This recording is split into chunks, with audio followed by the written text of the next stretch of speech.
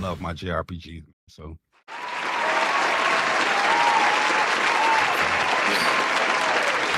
it's funny. Zoc, you Not a hate him, fan. man? I fucking hate him, man. Fall asleep. Hey, guys, we're live. Oh, That's all right. He's like, love to talk before the show. I couldn't hear what you guys were saying. I'm in the front room. I can't hear you guys. I come in and like, oh my god, what's going on? Guys, we had a great pre-show, and then Kofi just joined last second.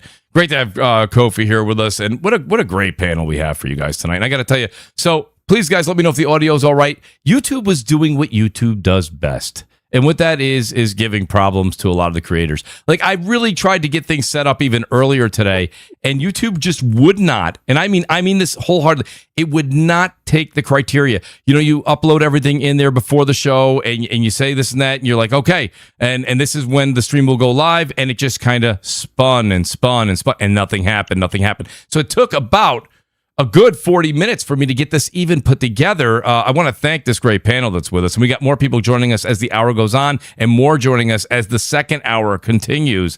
But, you know, let me ask you guys a question real quick. I'm going to put a poll up. I'm curious what the chat thinks here because these guys have been with me on Thursday nights for a long time. I can't be here this Thursday or next Thursday, so we're going to do Wednesday shows. Tonight's Wednesday, of course. We're going to do a Wednesday next week.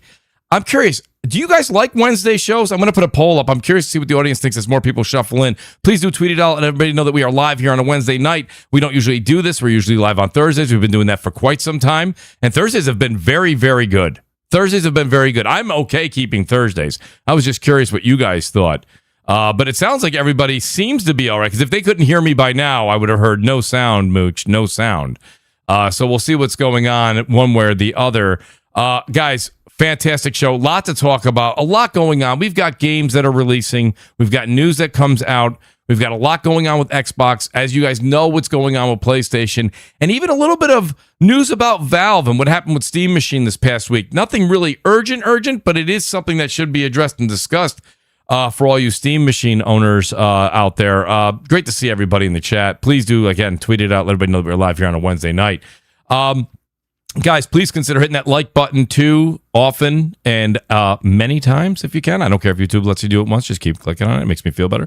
Nonetheless, we got a great panel for you. I'm very excited to have these guys. I've reached out to them multiple weeks, and sometimes it's just difficult on Thursdays, but here we got them on a Wednesday night.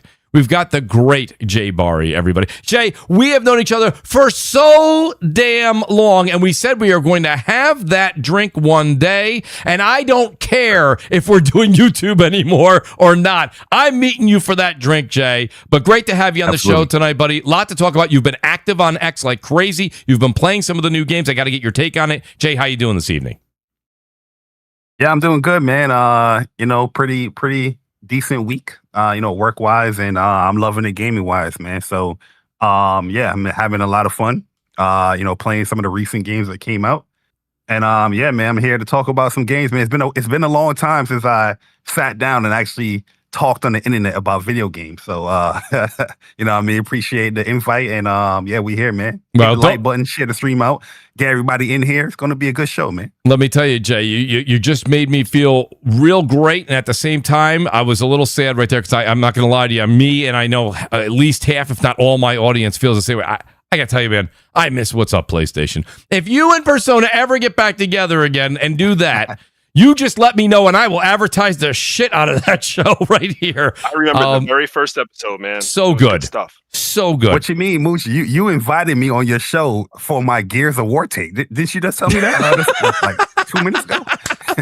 I just wanted to see if I could actually see if Jay Barry maybe just changed course just a little bit, and Jay didn't. He stayed true to his word. Shout out to the great Jay Barry. I can't wait to talk about that. Good games, man. You got to play good games. Gears is one of those. Just jump in. There it is, Zucker. Look at that, Zucker with the. You're like a mediator right in the middle of that. That's fantastic. Whoa, Zucker. I need you to calm down a little bit. Calm yourself down a bit. What can I say? You're talking about JRPGs, and I'm sitting over here like this guy doesn't play Gears, but he plays JRPGs. What the fuck is going on?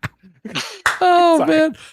Listen, well, let me go. No further ado. The great Zocker87's back with us.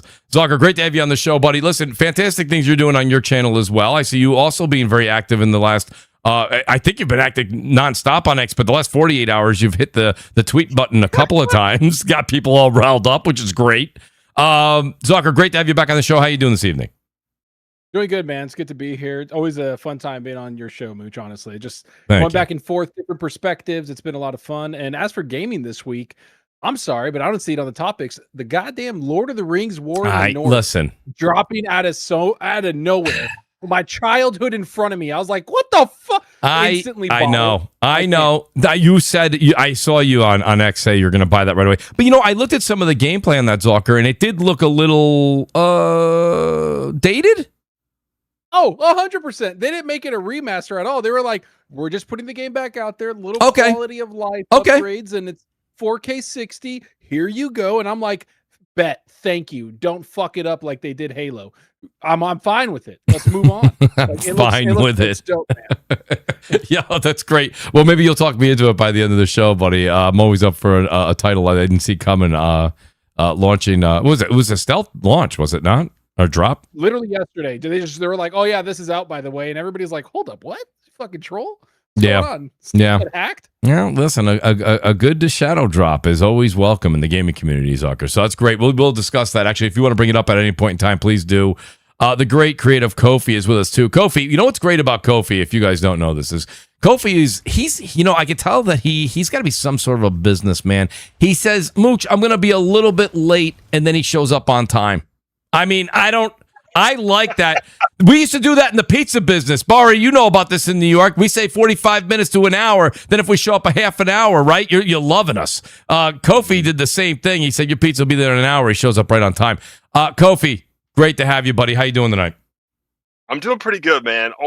As always, thank you for the kind words. Gaming has been very good. Some new games just arrived from overseas, so I've been inundated in the best way, just kind of splitting my time. And Crimson Desert is still out there getting played. I don't know how the rest of the panel feels about Crimson Desert, but I love that game. Good time.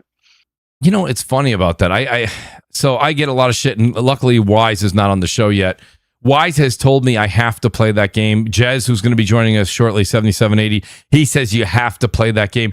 And I just haven't played it yet. And by the way, I have nothing, Kofi, I have nothing bad to say about it. The only thing that I thought, and I misjudged time with it, was I had thought that when that game came out, there was a lot of games in a row coming out at that point in time, and I said, this is going to be an 80 to 100 an hour experience, and I didn't want to get tied down. I didn't realize I actually had more time than I thought. I actually went back, played through. I've almost got the platinum in Alan Wake 2. I went through and listen, I like Sam Lake. I understand that's an acquired taste. Not everybody likes the Sam Lake games. I love them. I'm very excited for Control. I platinum Control. I can't wait for Control Resonant to come out. I believe that's going to be end of September. I heard every time I bring up Control Resonant, everyone says to me, well, Mooch, you're on your own island with that. That I'm passing on that. I know there's a lot of games in that time frame, but let's not ignore that game might be a hell of a lot of fun. I'm looking forward to it. Again, it's the Sam Lake issue I have. I just love everything those guys put out. So nonetheless, I kind of misjudged that. I think Crimson Desert will be the next time we get a little bit of a gap, probably around the holidays after GTA 6 launches, and we kind of played that to death, maybe get into a little Crimson Desert. But Kofi, I appreciate that recommendation. I will get on that. Shout out to Silver Wolf. He says, Yotai DLC, Wolverine Pro Plates, Phantom Blade Zero. It does look amazing. Absolutely amazing. Wow. There's a lot going on. Well, while we're waiting for a few others to show up, Jay, I got to start with you on this. This was something that came out, I believe it was yesterday. Everything seems to be going slower than this heat here in New York. But Jay, the Wolverine, and we're also going to get into the Gears controller as well. But the Wolverine panels and the controller, I think for a while now, Jay, and you, and shout out to Persona, you guys collected a lot of the controllers over this generation. I've been a little bit more picky. This one looks like they hit the nail on the head. Jay, what were your original thoughts about this panel? And they finally have pro panels for the first time. About goddamn time. Listen, man. I like the controller. Mm-hmm. I'm a sucker for the more simplistic, controllers. I don't like the whole crazy design. Yep. But the controller makes sense to me, and I like the fact that they added a different color with the adamantium color, which is cool.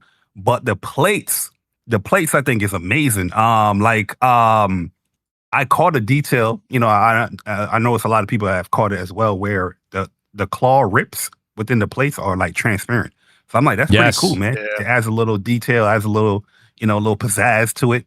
And yeah, I personally, I'm going for both of the plates. I definitely want the adamantium one to be like my main one, and then the yellow one. We'll see what we can do with that. But yeah, man, I'm happy that they actually did it, because when they first announced everything, they said it wasn't going to do a collector's edition. It wasn't going to do a steel book.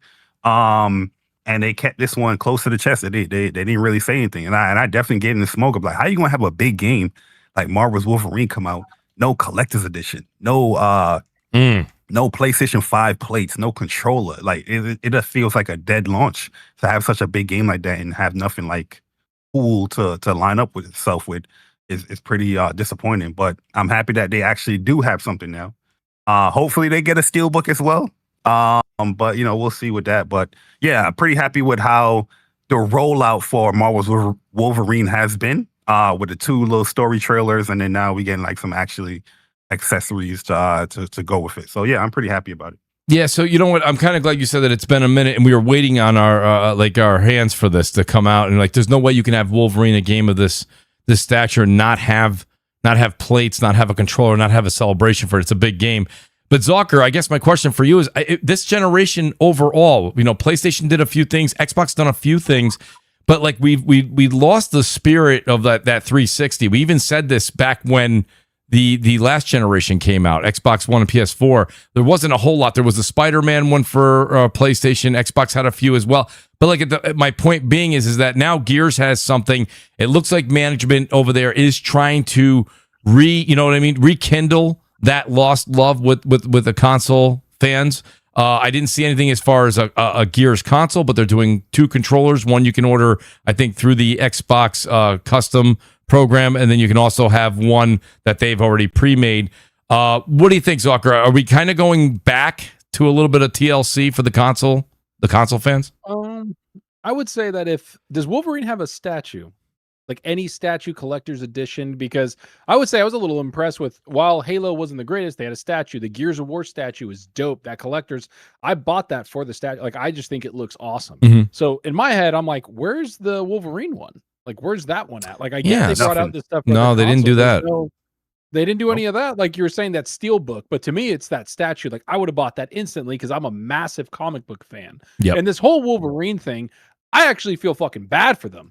Because Wolverine is the first party game coming out right after they're getting murdered from everybody and now getting sued by Stop Killing Games. So all this negative energy and negative marketing that's being thrown is like right at Wolverine's doorstep now. And that kind of sucks because I'm a huge comic book fan. I want this game to do well. It's something that I'm looking forward to playing, obviously. But with all the negative press, you can tell that they're trying to do a lot of goodwill towards the gamers. Like, even Insomniac came out and was like, the whole game is on the disc and you can play it. Yep. And it's like, it's almost like a civil war, even though they have a gag order that they can't say anything about the, as Alana Pierce and others have said, they have a gag order that they can't say anything about the physical games. The entire first party studios and everybody associated with PlayStation can't say shit. So it's awesome. I think the story looks great. The gameplay to me looks Wolverine. It looks brutal. I trust Insomniac with storytelling, but it has this like coat of paint around it, or this like shadow and like cloud over its head, where it's just so negative all the time. I do think though, Zucker, I mean, you've been on X for a very long time. I know that. I do think what you're talking about is accurate for that particular area that you're looking in. I think at the end of the day, when sales come out for Wolverine, they're going to be phenomenal. I mean, I think everything's going to look great. I mean, that's the thing. So when we sit here and, if you're like, oh, Mooch, I don't like this, I don't like that, but then you're behind me in line, it's like, well, Zucker, you're in line. Yeah, I mean, the whole I see the hate that PlayStation gets as well, and I'm not saying that they don't deserve some of it, because it is a big absolutely departure what they're doing. But my thing is I'm confused with the people upset that it's actually a physical release. Why you're putting that energy there? Like, you know what I mean? Like, like Wolverine got a physical release. Insomniac is coming out saying that the game is going to be fully in the disc. Like, I don't understand why, if there's a post about Wolverine, you're constantly, berating them or bashing them as far as the whole digital thing. I guess it's more like I'm excited for the game, right? Like this is right. Wolverine. We should be like hyped. And instead, it's like when you go look or you want to discuss the game, because that's just who I am. I love talking games. I love talking, especially comic books. Like, and then it's like every comment thing is just like F this thing, like Sony's dead. Like it's like, yo, dude. Can we just talk about the game? Like, look at what this game is going to provide. Right. I almost kind of feel bad for the people that created it because they have to like double market this thing to get away from that and be like, yo, we're doing this, we're doing that. And that's why I kind of like brought up the collector's edition, because I would want something like that. And I was honestly curious if they brought one out so I can get it, honestly. Yeah. But it's just, I'm still shocked they didn't announce one. That's dude, that's to me. Imagine the potential. Imagine the potential of like a dope ass Wolverine covered in blood, like statue, just taking out a Sentinel or something. Like, bro, like what are we doing here? Yeah, no, I think that might have been a missed opportunity there. Kofi, what do you think? You're hearing, what Zucker's saying, Jay Bari, myself. I mean, first of all, are you pre-ordering any of these plates and the controllers for Wolverine? First of all, are you doing that? Second of all, do you think that the backlash that's online will transpire into the success or the demise of this game? No. So I don't. So I'm on the side of the negative, obviously, as a big, physical collector. Right. But I try to be very specific in my criticisms. I understand that some people are upset because they don't really know how to make PlayStation understand why they're upset without going to every single YouTube video of No Man's Sky 10-year anniversary. Oh, that's my opportunity. Right. So I understand why they're like that. But in terms of me thinking that Wolverine's going to be down, absolutely not. I've got a lot of circle of friends that really don't do social media, but they just buy games. And just like you guys, they already want the plates. They just called me and said, am I getting the controller? I like, I have a Pro. I like the plates for Wolverine, like Bari said, the see-through on the slash mark. Yes. That actually made me go, wow. Yeah, me too. Thoughtful. But I haven't made my decision yet, on if I'd get any of the collector stuff. Now, I'll be honest, Zucker bringing up the statue idea of Wolverine doing anything badass. Yeah, I might have, gone ahead and swiped the credit card for that one. My goodness. I mean, that would have been a huge opportunity. But in terms of hurting sales, I think it's going to be through the roof. Yeah. This is what fans have been waiting for a long time. Since PS3, right? That was the last one.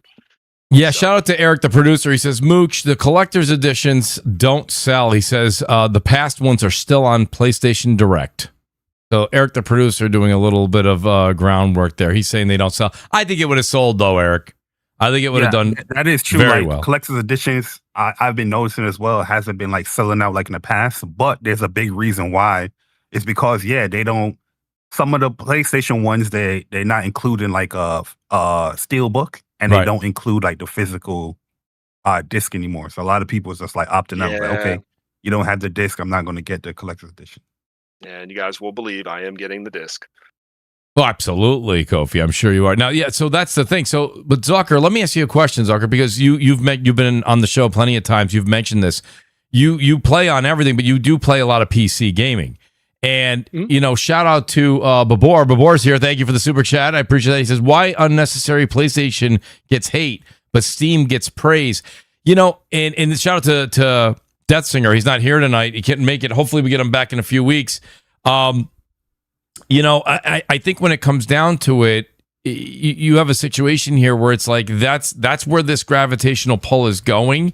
And the hate that is online right now is it questionable? You have a lot of people that are saying, "Hey, F Sony," but they're saying that, and then they immediately turn to Steam and they buy 15 games. So because Steam has far better digital rights than Sony does. It's not even close. And Steam is a far better platform than Sony will ever be, because Sony does not. The whole point isn't just that physical games are going away and Sony is being the dictator behind that. It's that CEOs and companies are backing them in this because it's all about money. They're not going to make a decision unless it makes them money. What people are asking for is better digital rights on the PlayStation Store, and so they don't have a monopoly on the market in other areas. That's why they're being sued. So like this whole thing that's happening and people going at Steam, you could play a game multiple times. Like Steam just refunded a guy Battlefield 6 after 470 hours of gameplay because they took out modes, and Steam refunded him because they're like, you bought it for these modes. They saw that he played it way more in those modes, and when they brought it out and he showed them that, they gave him the money back. And then not to mention their refund policy, developers hate that. They hate the refund policy on Steam, and they don't give a shit. Yeah. So it's like, that's what's going to happen. That's the difference. Like, that's why people praise Steam. Because and another of that. thing, and just to piggyback on Zocker, I feel like Steam was created as a solution for obtuse install procedures on PC. For example, if you had, like, I used to play a lot of MMOs back in the day on PC, and I needed discs, and I would have 4 discs just to install it. And then even before that, there was, I mean, this is making me sound really old, but there was like floppy disk installed. Like I remember playing the first like Need for Speed. So when Steam finally came out, I felt like it was a step forward for how to install your games. But that wasn't ever the expectation for consoles, right? People wanted to own games. So it was 2 different problems that were being solved. Well, it's not even just the problems. When Steam first came out, which I was there, my account is like 20 plus years old. It was obviously because they piggybacked off of what Counter-Strike was, the biggest game, which still is currently one of the biggest games in the world. Over 1 million people play it every single day concurrently. It's the point that they went back and forth with the players.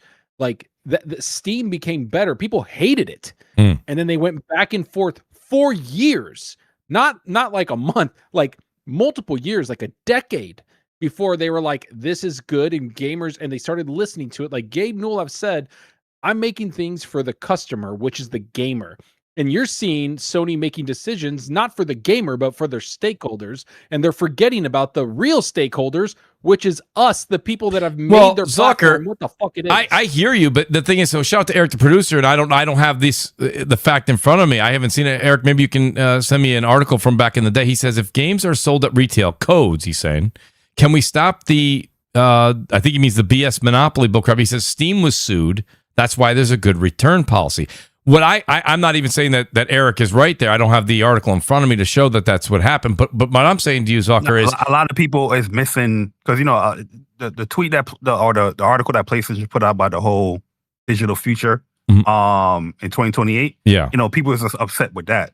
In the last paragraph, they did state that they was gonna hopefully they was gonna bring back, or they're gonna bring up innovative ideas. That's what I was just gonna say. We're saying that Sony can't have games being sold at other retailers.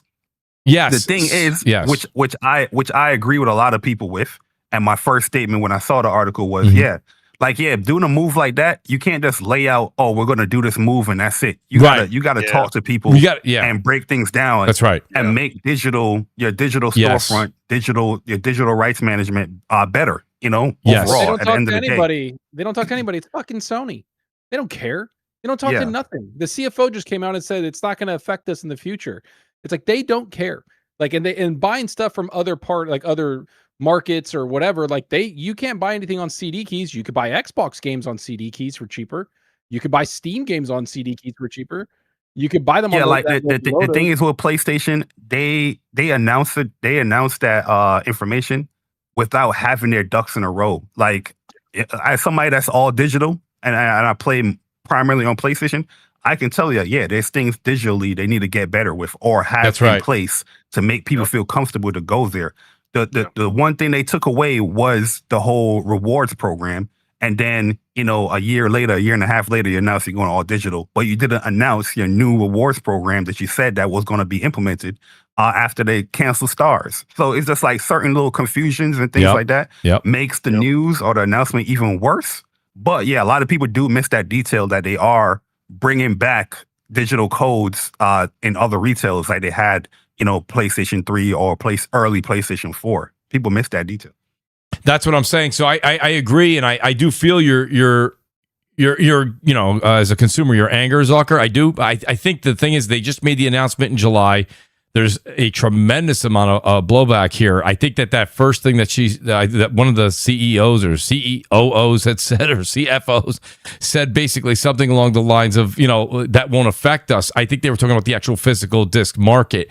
That doesn't mean that they aren't going to make changes. Now, if they don't make changes, well, there's going to be what is it, cause and effect, right? They don't do that. There's going to be people that are even diehard PlayStation fans that finally say, wait a minute here. You've made absolutely no attempt to make any digital rights. That's what's important here, is having those digital rights secured. That's the fight that we have to move forward with at this point. It is, and I do think that I'm sorry, I don't care. I'm not the biggest physical, the last physical game I bought was Doom: The Dark Ages because I love the Doom franchise and I just want them. I want the physical copy of these. Fine. That's totally fine. That's my prerogative. The point is that I don't want choices taken away. And it's not that hard to not take that choice away. Yes. The whole point of this is to push you towards more digital, far more digital, that they can control it because they don't want to shape the market. Newsflash, everybody. Sony thinks they are the market. They think they're so big that they're totally fine with doing this and that you're going to have to do that. And if you don't think this is a systematic play across multiple CEOs, Ubisoft CEO, Take-Two CEO, all those people backing up Sony, bro, they're talking to each other. And then they're talking about cloud. You will pay more to own less. I'm sorry, I'm not going to back down from that. And everybody's like, oh, physical people will complain. It's not about physical media only. It's about the digital rights. There's still fucking vinyl out there for music. Yeah. Why is gaming going away from this? It's a fortune, by the way. Vinyl's a fortune. Just so we know, Resident Evil Requiem, I just looked it up. Their physical versus digital ratio in Japan, where Sony is from, is 51% physical, 49 digital. Because Japan has a massive physical market. They really care about it there. And so we're sitting here, and don't get me wrong, and everybody's like, oh, it's just because he's an Xbox fan. I'm a gaming fan. If Xbox does this, if they do the same thing, they are. You better believe there's going to be fucking smoke there. Oh, they are. They are. The whole disc. Foundry said that they heard differently. That after seeing this backlash, that Osha's like, whoa, pull back. Maybe we do something with discs. No, that's what. I don't believe any of it. Absolutely not. All of these absolutely not. Xbox wanted to do this in 2013. They were salivating to get this thing done in 2013, and then they got the blowback and they changed it. They were doing the whole DRM thing and the disc to digital, and they're doing that now. They're doing that now. So when you download that.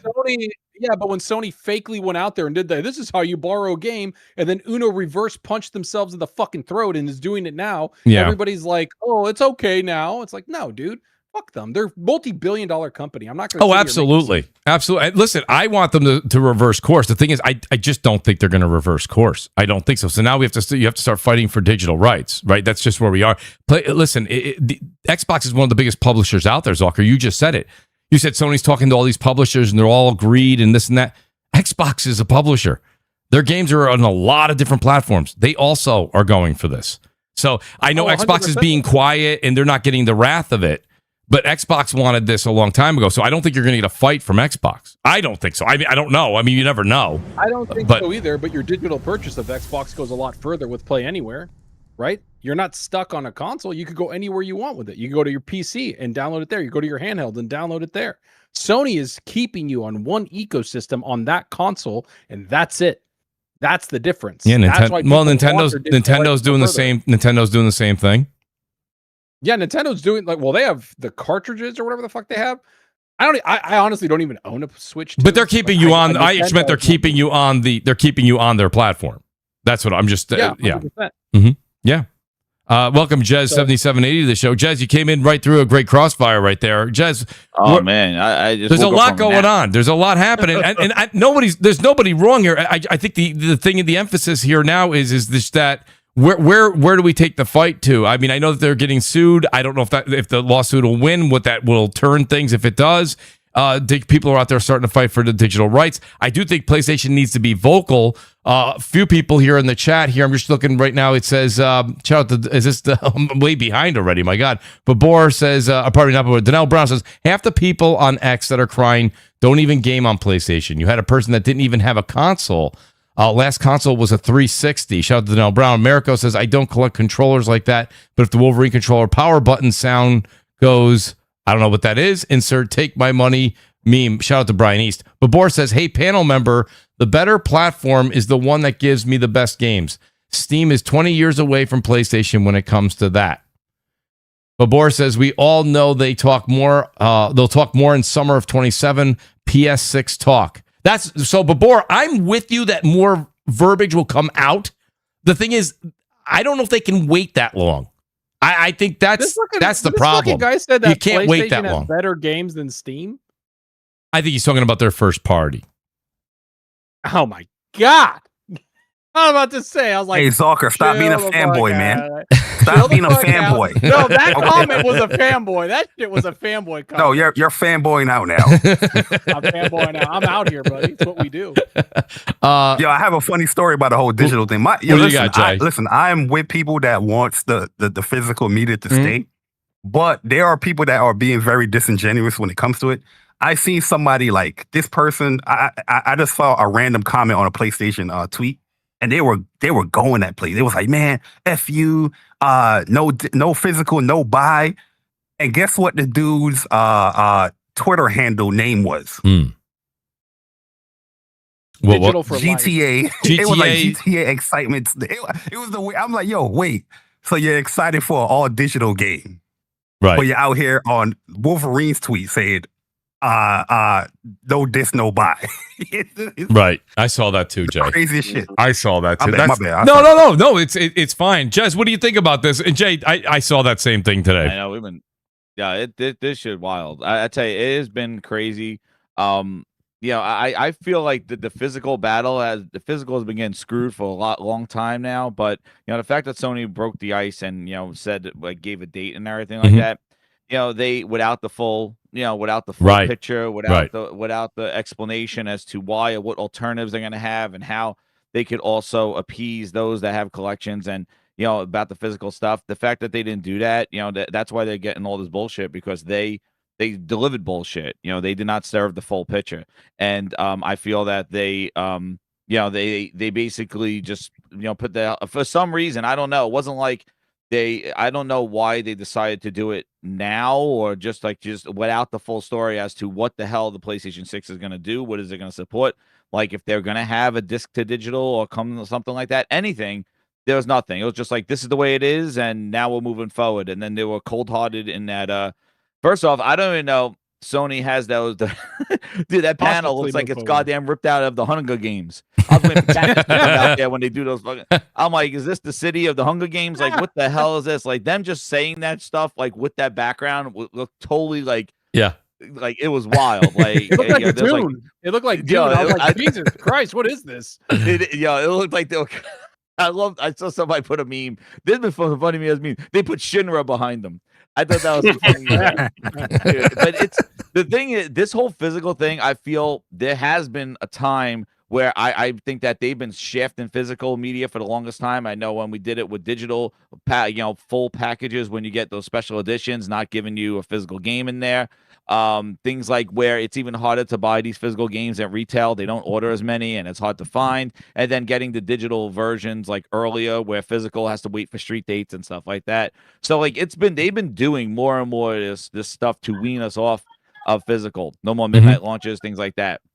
Yeah. But the fact that, like you were saying that in Sony saying we're done after this time and nobody coming out, like this is the thing that got me. And I'm like, yeah, Sony deserves all that smoke. But where is everybody else? Like, where's somebody going, yo, we're not doing that crazy shit that Sony's doing. Like, we're supporting physical past 2028. All they need to do is one sentence to be like, yo, they're wild. Because if somebody else did that, that would shake Sony right in the nuts. I agree. Like, if somebody came out and did that same exact thing, like, this is how we share games after 28. Right. What the hell are you doing? Right. And that would scare Sony straight. But the fact that nobody did that, and it's been this amount of time, it's like, I feel that we're going to see this shit start happening before 2028. We're racing Phantom Blade Zero already. I'm saying that no physical. And I think so with GTA 6, that, codes and boxes. I think next year we're going to start seeing more and more games with codes and boxes.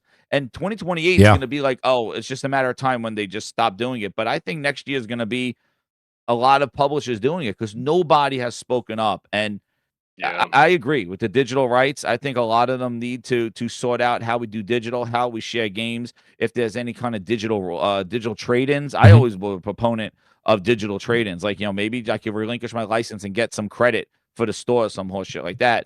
But yeah, I Why think not just that disc it's the digital or do what Blu-ray Well, does, where well, you get the that- Blu-ray that's- and you get the digital code. Well, you know what's funny? Because I brought that up on my show. Was like when they did this with movies, you would get that. You would get the disc. Yep. You would get the digital code. You would get the Blu-ray, the DVD, still and the do. code. You still do. And they don't do that for games. Like, why they treat games differently than they do that stuff? Like, they wouldn't give you the full package. You bought the game. You get the game anywhere it is. Here's your digital. Here's your physical, and do it. But they don't do it. Like, but the movies they did. because they want you to pay. That's the point. Yeah, It's all about money publishers for want them. their money. They all Publishers want their money even more, and so that's my whole issue with this is that it's easy for you to be like, here's the disc and you get a digital code, and this is why I think Xbox hasn't said shit, because they were going to announce it and saw everything and was like, nah, never mind, fuck that. Like, we're going to chill for a minute. We're going to firing everybody. She got to worry about that. Oh, dude, she's like, get the hell out of here. Worry about this stuff. You know what? She didn't get there yet. You know what? I'm cool with what she did, because you know what? She didn't cancel any games and she sold off the studios. It's unlike PlayStation that just dropped the Blue Point like a bad habit and was like, shut down, fuck off, you're done. Yeah, but she Even left though like they one brought out dude at the id. game. She left like Id? one dude at id. Yeah. She didn't leave one dude at id. Even the whole, maybe two dudes. even the studio, maybe three. Two Three. dudes at id. Yeah, no, there's like three. There's three. There's got to be an There's three. artist. There's got to be a programmer, and then the studio Somebody has head. to clean the bathrooms over there, so they got three. The funny thing is, the guy from the studio head at id was like, "Nah, we're good. There's a lot of people over here in Germany." And Who the hell was that other guy? Yeah, the other was, guy, like, the roasting lead, shit the out of lead, them. Where'd they get him from? the lead designer not there guy anymore. said the opposite though. Zucker, Yeah, who's that guy with the glasses? The guy that with the did that whole glasses, thing he and came roasted out- the shit out of him? Hold on. The lead designer that's still at the company said that they Yes. can't make games. Yeah, that guy. he had that said interview, yeah. he said a bunch of different things actually. Hold on, I'll pull them up for you guys while you He discuss. roasted the hell out of him. I Yeah. can't believe he's still employed. Me too. I can't believe it's still a boy. I Maybe mean, not did you there see anymore. I'm sorry. Did you see some of the people that were protesting outside? Oh my god, yeah. I was just watching that video and I was like, holy shit. Yeah, I think Yeah. they brought Asha into Bethesda like how they brought Michael Jackson in. Like they'll put with the cover her up and like off the Bro, helicopter. they inflated a giant rat. Yeah, When she visited Bethesda yesterday or whatever it was, they and inflated they put a giant flags rat. in the ground for every person she fired, every person that they laid off. They had flags Bro. in the ground for each person. Dude. Wild. Hey, you know what? Good on them, though. Fuck it. Yeah. Well, remember everybody wanted to unionize when Microsoft started acquiring people because they were afraid that this shit might happen. Even who was that? The Double Fine was like, we got to unionize. We got to get, because they could the developers in trouble, like across the whole industry too. Like this whole consolidation stuff has yielded so many layoffs and cancellations and just destruction of like franchises. It sucks. Yeah, it's right here. IGN reported after layoffs ripped through Doom developer id Software July. id Software lead services programmer Chris Hayes has taken aim at Xbox. They fundamentally don't understand art, and he went on to fart. He went on later on to say. He went on to. He really. Hey, but Mooch, what you did in the background, man. Hey, man, I'll tell you. He came out and said though that they could not do the. It's impossible to do what they did in Doom 2016 right now. Yeah, it is what it is. I don't know if he's still there. I think he's still there. You said a lot. do not I've read know. and watched this video. Yeah. So it is I what don't know it if is. he's But still there. A lot of the people that were laid off said a lot of things like that. It's fundamentally over, that they can't make games anymore. And then everybody else that was working there was like, nah, we're good. It's like, damn. I'm sorry. The 14 layers of management. Like, what the fuck are we doing here, bro? Like, I'm sorry. All these people talking about that they can't do this. 14 layers, as somebody in the tech field that understands what that means, good luck. This is why games were not releasing. This is why shit came out broken. 14 layers of management's insane. Like, Yeah, that's what are we I doing? agree with you, Zucker, but the counter argument online that I'm seeing is they're saying, okay, they had all those people and those games came out subpar. Now you got rid of all those people. How are those games going to come out? I don't know. Let's find out, because obviously we already went with that experiment that the games came out shitty anyways, right? Might as well change it up. What is your argument? Okay, this is what we have. Yeah. A, No, yeah, over here in this policy. I hear Like, your what point. the fuck? I hear your point. I don't think it's necessarily wrong to say that. I've been saying since 2017 when everyone was saying I was wrong that Xbox needed new leadership. Like, oh, Mooch, come on, Phil's fantastic. All right, so like it is what it is. But I'm just saying like I didn't, and I never even pointed the finger at Phil. I said this. I've been saying this since again 2017, 2018. I've been saying it every week.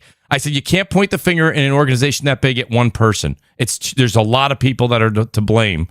And now maybe Asha is making the right moves. We'll see. Here's the thing: we have to see a game come out, a new IP that comes out under Asha that kills, right? I mean, would you agree to that? Yeah, I don't know about new IPs.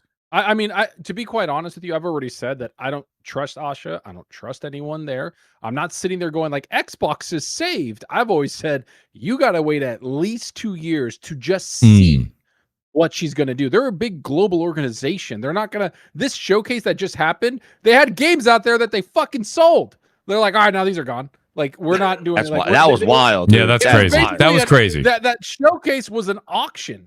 And I've always told everybody, like, this isn't her show. That took some balls. This is still Phil and Sarah's show. Next year would look a little bit more different like her show. And then in 2 years, we're going to see exactly what she's greenlit and exactly her direction of where they're going. In 2 years, that's what we're going to see. And then around that third year, the games that come out from then are going to be like, this is her fingerprint on it. Like 3 to 4 years to get those games. But we're still going to see the history and the future of what they're going to have. So I like what you're saying, Zucker. I think, though, I'm trying to read between the lines and what's coming out in the news, okay? And the only problem I have is I'm with you. And that's what I thought. And then I saw what this reorg kind of meant. And what I'm seeing right now from what Asha has at least put out there and what you're seeing from the teams that are still there is they are focusing in on household names. Now, I don't think this is a bad strategy, but when you're like, I want to see what's going to be, what her fingerprint left on the Xbox name and the games, they are doing Fallout, Elder Scrolls, Fallout, Halo, Fallout, Elder Scrolls. And I'm joking a little bit, but that's basically what's coming down the pipe. And you'll have a game that's out there like Clockwork Revolution. And don't get me wrong, I'm sure that will do great amongst like DS is always here on the panel. He loves that stuff, and I think people that love In Exile are going to love that game. And I think everyone should give it a shot. But my point being is that's not going to move consoles. That's not going to be Asha's legacy game, right? So when you have teams that were Obsidian said, they came out and said we were working on a new IP. We've been told to not cancel it, but they're shelving it right now to go work on New Vegas 2. And of course, you have everybody on the internet go, New Vegas 2, right? And everyone's all excited about it. That's great. Be excited about it. But you've got Fallout 5 being done by Bethesda. Then you have Fallout. So it's Fallout, Elder Scrolls. You're going to have a Halo coming out and Gears. And the last time Gears came out was 2019. Now Gears is coming out in 2026. That's quite a gap. When's the next time Gears is coming out? If Gears does well at all, maybe they won't. I think you're missing a lot of stuff. I think. What am I missing? Like, number one, the Obsidian team said that they were they were working on stuff, and this has been basically confirmed by multiple people like Jez and everybody. They were basically working on a game in the vein of Fallout that was a new IP. So basically, same setting. That doesn't matter. But that's not happening now. Much like Wasteland. But that's not happening now. Much like Wasteland. Sure. But now that game is going to turn into a Fallout game, and that's fine. That's fine. I think you're missing completely is that one, we haven't had a Fallout in 11 years or a goddamn Elder Scrolls in 15 years. So I don't care how many of those they bring out. Bring them out. Gamers are waiting. The other thing that you're missing is the one thing that people don't talk about a lot is BlizzCon. And Blizzard right now is their top performer in all of Xbox, even beating Activision. That's been a report now. And all of those IPs that they talk about, Blizzard has some of the biggest IPs in gaming. And there's a StarCraft shooter rumored. Diablo might be doing something different. Warcraft RPG with Arthas. All these things that have come out with like the roadmap of people that follow Blizzard. I think those games, those are the ones that we should be looking at that can push things. Do I think anybody's going to be pushing consoles if they're $1,000, including PlayStation? No. I think the console market and the people that play on console are going to have a rude fucking awakening in the next year if the consoles come out next year with the prices. I think that console has a bigger issue outside of Xbox and just Sony. I think that the prices are going to push a lot of people because you can already see it in the growth over to a different platform, like maybe even cloud or Steam or somewhere else, because the consoles being pushed anymore is not viable with the market in the way they used to do it. Well, right? Don't get me wrong. Listen, but I guess you must be in sales. No, Zucker, what you did was really, really good right there. But that was a lot of ifs, maybes, and look at this. And then you open the curtain and there was nothing there. So like, that's fine. But you're telling me Diablo 4 is recently released, right? In the past few years. That took a long time from Diablo 3. So whatever they're going to come out in the Diablo world, I'm always there for it. I love Diablo. As far as the other game, one other game that you mentioned is a PC pretty much game. That's not console. As far as when you're talking about console being dead, I remember Michael Pachter saying that consoles weren't going to sell back in the PS4, Xbox One era. Look where we are today. Also, there's a report right here. RTX 5070 up 36%. RTX 5060 up 27% in cost. RTX 5060 Ti. These are not just the expensive ones. These are the ones that are supposed to be for everybody any day PC gaming. Up 39%. 5060 Ti going up 30%. And the 5070 Ti 24%. So when you sit there and you say, I don't see how you're going to be able to go out there and grab a $900 console, I got news for you, brother. If you want to just build a console or a console-like experience on the PC, I mean, you're going to be up over that threshold. So when you can't just say this is expensive, but hey, look, there's a little bit more expensive over here. This you'll feel better on this side. It doesn't hold water. So a lot of what you said, I'm there with you and I'm hopeful, but I wouldn't exactly say, well, wait a second, we're going to be saved. It's just not necessarily all in the cards right there. Now, I think Blizzard's fantastic, and it is their top earner. You're 100% right. But again, it's nothing there that you mentioned is coming out in the next 2 years that we've even heard about. So, I mean, and Asha, a lot of people, when you look at her resume, she's been, and this is what you do, by the way, give Asha credit. Every 3 years, you move up. Like, I don't, or move on to another area. Like, I don't think Asha's there for more than 3 years. Your projections got you out 4, 5, 6 years. If she's not there in 3 years, then they're divesting and they're moving on from Xbox. That's totally fine. Not necessarily, but maybe. Yes, not necessarily, but maybe. Yes. Not necessarily. I mean, I'm not saying that she's saving Xbox. I don't care. Like, I think she's going to try. I mean, that's her job, and that's totally fine. Right. And what you're saying is like things coming out for the next couple of years. The difference is that when you pay $1,000 for a PlayStation console, you're stuck on there. Like, but I gotta say, but Zucker, again, that's a lot of online talk. If you talk to the people that are just a fact, that's just a fact. That's fine. You're stuck there. That's fine. But you say it in that negative connotation. What I'm trying to say to you is that if you talk to the people that work with you in your offices that aren't hardcore, that don't listen, that don't follow IGN, okay, that don't watch Digital Foundry videos and don't look for shadows and ray tracing, like what I'm saying to you, they're like, you say to them, hey, you're stuck in that PlayStation. They're like, oh, I've had PlayStation 3, 4, 5. I've been here. What do you mean? What I'm saying to you is, that conversation is great for our shows, but it's not necessarily transpiring to the consumer on a day-to-day basis.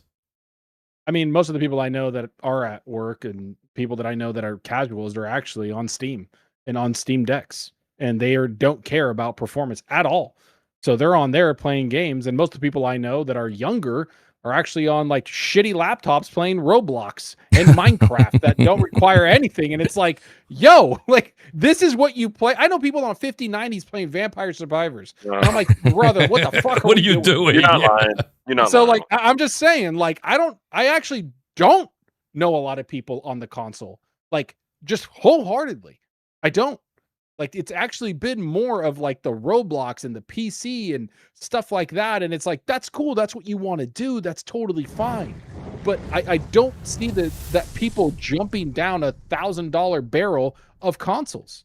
I don't see it. And GTA 6, just so we know, from what I remember, the CEO, Zelnick, whatever his name is, he said that they're targeting about 120 million users. That means 120 million people are on console. That's a crazy number from the 250 to 300 million we were just talking about last generation. Like, do we not see that? Did anyone, wait, that to me no, last generation recorded, and I'm sure the numbers are going up by 1 or 2 million, but PS4 ended at 117 million and Xbox was in the 60s. So, I mean, that's not... the 60s, but people always said, like, they always combined it, and they said, well, it's about 2 to 250. And it's like, no, I always thought like if you own a PlayStation, people tend to have an Xbox later, or if you own an Xbox, you tend to buy a PlayStation later. I've always said that there was double dipping, but that's the numbers that they would put out there. So now I'm sitting here looking like even the CEO's like, we're just targeting 120, like 120. And then after that, he's obviously talked about how much PC has grown, and they're going to go there a year later. Sure, absolutely, but I don't think I don't think 120 is still a very healthy number they're projecting. They were just on MSNBC. Zelnick was on there, and he was gloating. So I mean, like that number that they're saying there, you have to understand something too, Zucker. Like that's not everybody who owns a console is going to go out November 19th, and but we kind of we're in this pool here where we always talk amongst the same folks and we read the same tweets and we have the same links that we follow, and that's great. But like not everybody's buying GTA 6 on November 19th that owns a console. So 120 million right now out of the 160, 170. Well, I mean, these are the people. They're doing the math. I think he'd be pretty depressed and not bragging about it on MSNBC. He's bragging about it. My thing with GTA, I think I can't imagine that they're very happy with. Well, they took so long, but the timing of when they're coming out, that we have seen astronomical prices in these RAM and with the consoles, like they probably were thinking like this. I just think that is just like horrible timing for for GTA to be the release. They probably think all these years we could have released late last year before this stuff went on there. Yep. So like for them, that's true. It is like if you said you hit a bullseye, you threw a dot saying when are we going to release, and the fact that they landed on the date that they landed on in the situation that we're in right now, they probably like, oh, that is like the worst odds to do. Yeah. And granted, we haven't seen prices like this. I look at Best Buy and I see the price of these consoles and I'm like doing double takes. But the thing is that it is happening in all, like the PC handhelds that we were talking about. People thought the $1,000 ROG Ally X was a problem last year. Now that's the deal. That's the only one that hasn't gone up from all these other handhelds. That's right. That fucker sold out. Yeah, that fucker it's sold crazy. out last Like year. it is the. I think it's crazy that it held its price when everybody else. Lenovo went to 2,000. Even the Steam Lenovo G the S Steam that I got that for $600 on Black Friday sale. It's up to $1,600 right now, brand new.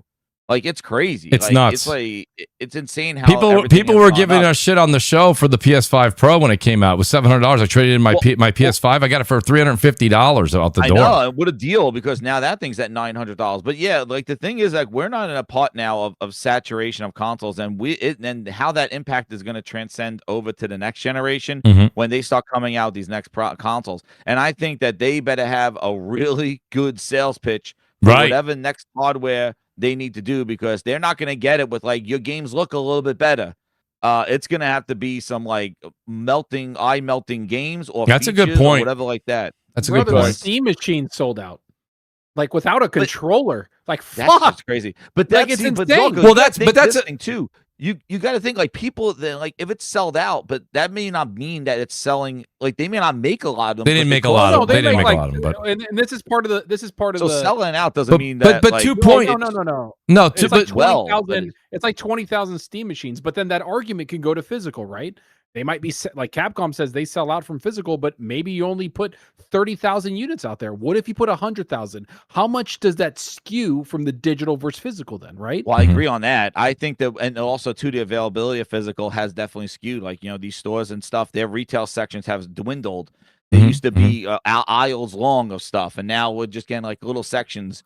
Well, the thing is, if that section used to be big, if more physical games are there, maybe that number will be more lined up. But right now, you're right. They have been skewing that physical number too. So I don't even trust that as to what it is, because in the reality, we don't even know how many physical games are available. But the thing is we don't know how these prices are going to affect, because we always were in the thing where you tail off at this generation and the prices start winding down. It's about saturation, getting people up on the ecosystem for a low price to get them prepared for next gen.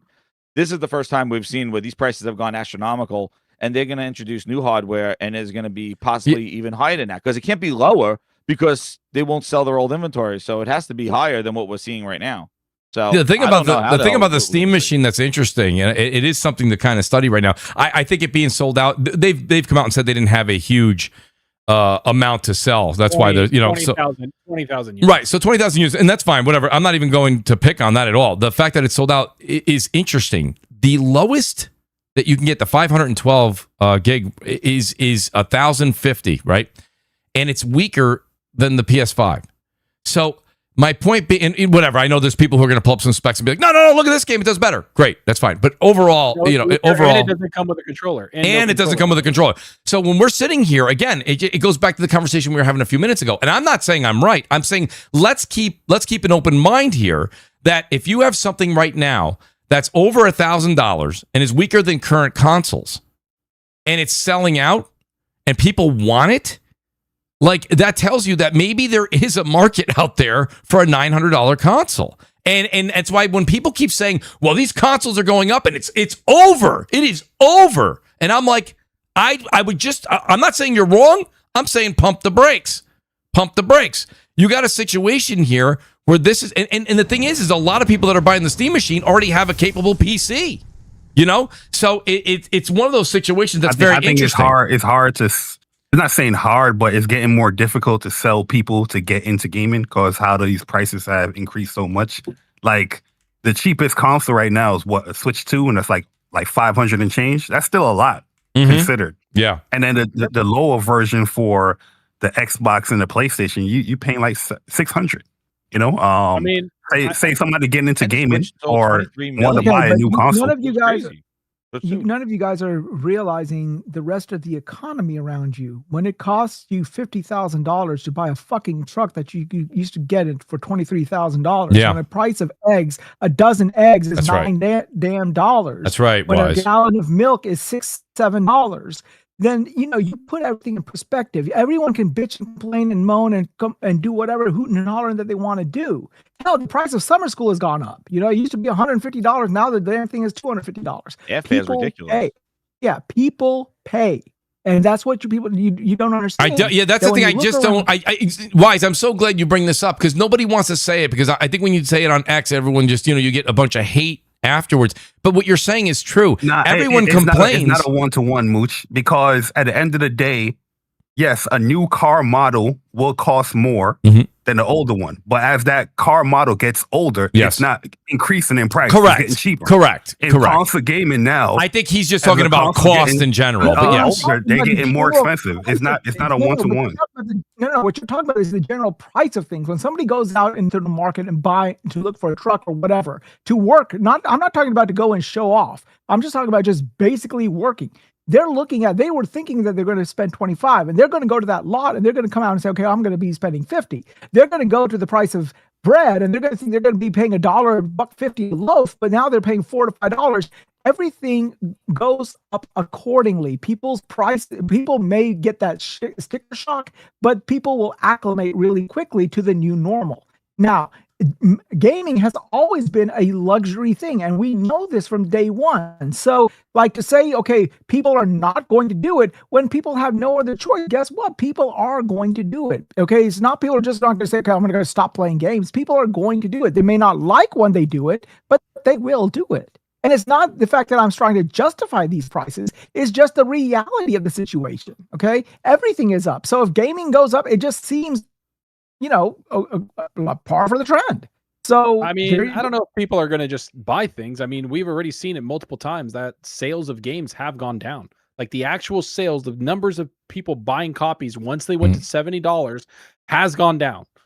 And so the other thing is that a lot of the things you're mentioning, like cars, eggs, food, these are necessities. Like if you need a car for a necessity to work, to make a living, of course, people are going to have to pay it begrudgingly, but will pay it. Like you said, it is a luxury. Gaming is a luxury. And since we went to freaking all of the $70 stuff, things have gone down. And what are the most popular games that are happening now? The games that are like $20, $30, $40. The games that blow up, the PAL Worlds and the freaking Silk Songs and all these small indie games that hit a price point that people go, that's fair, and buy it. The $70 Zucker, the thing is though, Zucker, I hear what you're saying, but there's a counter to that. In the gaming essence, PlayStation's had their most profitable generation and costs have gone up, right? So there's that. Also, you take a thing where you say not a necessity. How about Disney World? Disney World is still packed and those prices have skyrocketed. You can't say that you need eggs and Disney World. So my point being is that people, what I think Wise was trying to say is people will find a way if it's something that they want. I think that's what he was trying to get at in the long run. Costs have gone up across the board. So are you right? Yes. But the thing about it is every generation we've all lived through, consoles have decreased in price by this time, not gone up. And PlayStation, for one, I can't speak, I'm sure Nintendo's probably right there, have made more money. So my point being is that when there's a will, there's a way. That they're making more money, but they need to get rid of physical because they want to go. Well, you can't take a conversation that we're talking about on one and then parlay it into the other. This isn't Twitter. See, I can tell you that that's not a fair conversation. I'm telling you that you made a point that things are going down because things went up. I'm telling you an instance where things went up because things went up, and they're not necessity. I was just sticking to your rhythm. So if you want to go back to the games and digital, that's not what I was defending. I'm talking about people will find a way. The sales of games went down, but their subscriptions went up, so they made more money, right? And then not to mention the microtransactions went up, so they made more money. That still does not negate what I said of sales of games go down. It's a different conversation then. If you want to talk about their overall revenue, yes, Sony's making a lot of money.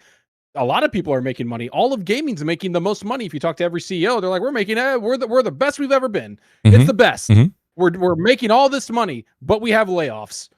Oh, we're making all this money, but we're cutting people. Okay, so what the fuck are we talking about then? Yeah, but we're talking about two different things. You said because prices go up, people don't buy. What I'm trying to say to you is if people want something, they'll find a way to buy it. Yes, but I'm also telling you that we have seen the prices go up, and we have factual evidence that shows since they went to $70, game sales have gone down. Like the sale of a game doesn't mean subscriptions and them doing microtransactions hasn't gone down, right? The easier barrier to games like free to play, they make money. That's the point, right? That's a difference. Well, you say they go down, but then we've got everything from Crimson Desert to all of these games that come out all the time, and they're like, we are so happy to report we've sold 2 million copies, we've sold 4 million copies, we've sold 6 million copies, we've sold 10 million copies. Like, so there's a lot of companies saying that they're very happy with these numbers. I mean, I understand what you're saying, and I'm not even arguing that you're wrong. I'm saying to you that that's fine, but there's also categories that are saying the opposite. There's others that are doing perfectly fine with the $70 price tag. I don't think that you can't speak in absolutes is all I'm saying. I'm not saying you're wrong, but it's not for the entire gaming business structure, if you will. I think that you could say, well, Mooch, this went down. I'll go, yeah, that did go down. I'll be like, well, look at this new IP. That was a company that couldn't sell 1 million copies before. They sold 5 million copies of their new game. You know, I mean, it depends on the game too, right? I mean, eyes in the beauty's in the eye of the beholder. Overall, that's the whole point. I'm not saying every single game is selling less. I'm saying games in general that have come out at $70 have sold less. Like that's just that's happened, fine, right? Like yeah, like once they went to 70, things sold. Like of course it was a price hike. People were like, I'll wait for a sale, right? And that's totally fine. But like it's still nowhere near what it used to be when it comes to actual physical sale, not just physical disc. I'm saying just actual sales, the subscription service, all that stuff. Like Phil Spencer said, it's another avenue where they make money, and Sony has used that same model, right? They both have. Mm-hmm. It's not like one copied the other, and they make more money, and so they're totally fine with what's happening. Yeah. Yeah, I mean, in some certain aspects, I do think that money has transpired between what you call services into that such. Got a couple super chats here. Shout out to B Light. B Light says, this is just a way for them. This is a little bit dated too. I apologize. This is just a way for them to keep profit margins without raising prices for consumers. Also, this is the result of consumer purchasing practices. That happens to go in line a little bit with what we're talking about. That was from about 35 minutes ago. Shout out to B Light. Babor says, shilling for Xbox disqualifies you to criticize PlayStation. Well, Babor's a big fan. Babor, he can also do that. One STN 15th, he says, nobody buying $1,000 consoles. This convo is cope. It's funny. Hey, Zucker, man, stop shilling for X. Yeah, don't even go there, Jabari. You Sony shill. I see you, dude, you little pony. Shout out to the governor. Governor, I wrote this in the chat. I've looked twice. I don't see the email. He says, I sent you an email describing this. I didn't see it, but I even went back and looked twice. He says, Mooch, you didn't respond to my email. If gamers want gaming to be fun like it was, we have to get away from these walled gardens. Gaming for gamers. Governor, I'd love to hear more. Please write again and let me know what your email is so I can look for it. Unless it's the governor reacts. Glassdoor Gamer says, by a walled garden, like he's saying actual platform. Either platform exclusives. I don't know. I don't know. I didn't get the email. If he sent it, I apologize. I did not see it. I get PC stench from that. It might be. It might be. Shout out to Glassdoor. He says Zucker trying to sell Xbox. Give it up. It's 2026. Babor says I'm not trying. I don't think I'm trying to sell Xbox. I think this whole conversation, everybody knows that I'm not trying to. If anything, I'm trying to sell open platform where you can go where you want, like PC. Yeah, it's a shout out to Babor. He says PS Plus, Game Pass, and Fortnite decreased game sales. PS Plus, free to play, Game Pass, free to and play, Fortnite. Yeah, Fortnite. I see what he's saying. Well, that's the other thing. And shout out to Eric, the producer. He says, let's keep in mind, too. Now, this one, Eric, I think this is relevant for this year. I don't know if it's relevant for the duration of this generation. He says a lot more games are out now. There was a lot of games before, too. I mean, it's... Glassdoor says walled gardens going to ruin no one's experience except PC guys and Xbox guys. I don't know about that, Glassdoor, but I appreciate the super chat. Good. Yeah, Glassdoor. Hey, you're telling me not to chill? Since when has gaming not been in a walled garden? Nintendo is. That's what I'm saying. I mean, PCs. There were some exclusive games on PC, like the MMO space. Yeah, plenty of were only on PC. It's funny, too. Shout out to Eric, the producer. Zucker, this is something interesting that a lot of people are not going to mention. But, he says this. He says it's what is it? Play Anywhere. You had mentioned Play Anywhere, and you think that's... But don't forget, that's Xbox keeping you in their walled garden because that's going to keep them on you, and you're going to use Windows. So they're keeping you in their ecosystem. They're still doing the same thing. PlayStation 6 is going to be all digital, and they're going to have a handheld. That's their ecosystem. And Xbox is going to have their console. And there's a lot of talk. You've been saying this, Zucker. There's a lot of talk about this. There's going to be a discussion about whether or not games remain on Steam with Xbox. They may just stay with the Xbox game store. And if they do that, they are keeping you in their ecosystem. Yes, you could say it's two different platforms, but it is Windows. So it's money to Microsoft or money to Microsoft. I mean, Windows is a open platform. Like they've made that decision to go everywhere, right? Like, so it's not like, I get what you're saying, I get what people are saying, but at the end of the day, if I buy something and I could play it on a console, then play it on a PC, then play it on a handheld, no matter where I am, because of Play Anywhere, you get far more better digital ownership or rights than you do on PlayStation. So on PlayStation, when they have handheld. So if they have a handheld, what's the difference though? If you have their handheld and I can take that handheld, it's the same thing as if I go buy a handheld and I play the Xbox game on that handheld. Can you download that game on your handheld? What game? A PlayStation game. Let's say you buy a PlayStation game on PlayStation. Can you download it on a ROG Ally? No, but PlayStation's rumored to have their handheld coming out, is what I'm saying. Yes, within their ecosystem where they're going to force you to use their headset. Then Xbox is going to force you to use Windows. Because Bluetooth headphones apparently can't work on their handheld, but we're not going to talk about that. Well, Apple does the same thing. I mean, it's and I don't own Apple products, but I'm a big Apple fan. So it's so you're used to that. That's what I'm saying. You're fine. You're used to But what I'm saying to you though is a lot of people are used to it. That's kind of what Wise was saying a second ago with walled gardens. He goes, isn't that how we all kind of grew up? I mean, me and Wise grew up in an era where it was Sega Genesis and it was Nintendo, right? And Nintendo still does that same thing. So it's like, it's one of those situations where I understand you want to be able to, start, pick a game here, Crimson Desert, and then you want to, take it on the road with you and play on a 10-inch screen. That's fine. Myself personally, if I'm playing Crimson Desert, I got to play that on at least a monitor. I got to play that on at least a TV. But some people, to each their own. What PlayStation's doing is they're giving you a handheld in the future. You're going to be able to buy it on the PlayStation Store, take it with you wherever you go. Xbox, you'll buy it on the Xbox Store, and you'll take it wherever you go on a third-party device. It's freedom, but it's not a lot of freedom. It doesn't work on a Steam Deck, and the game don't work on Steam. Right, it doesn't work on a Steam Deck, right. It doesn't work on Linux. They don't support Linux yet. So, it's still. I'm not saying it's one for one, but they are given options to play elsewhere off the console. You can boot Windows on a Steam Deck if you really wanted to. Well, there's ways to do it, but it doesn't work on a Steam Deck. It doesn't support Linux. They don't support Linux. No, Proton. No, that's the whole point of what they're doing. That's why Steam is putting Linux up there because they don't want to be part of the Windows. That's their move. Microsoft, but if you buy the game and it's Play Anyway doesn't support Linux. So, but you can still play it on a PC, though, right? Platform. Well, not if Okay, you have a that's Steam fine. Deck. Not if you have a Steam Deck.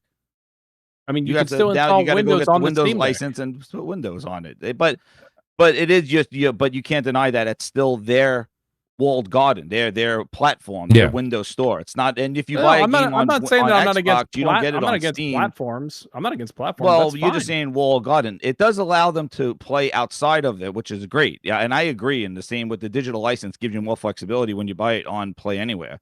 But it doesn't support Apple, or it doesn't support Steam. So, well, first of all, the super chat or whatever it was said wall gardens. I'm explaining what they mean.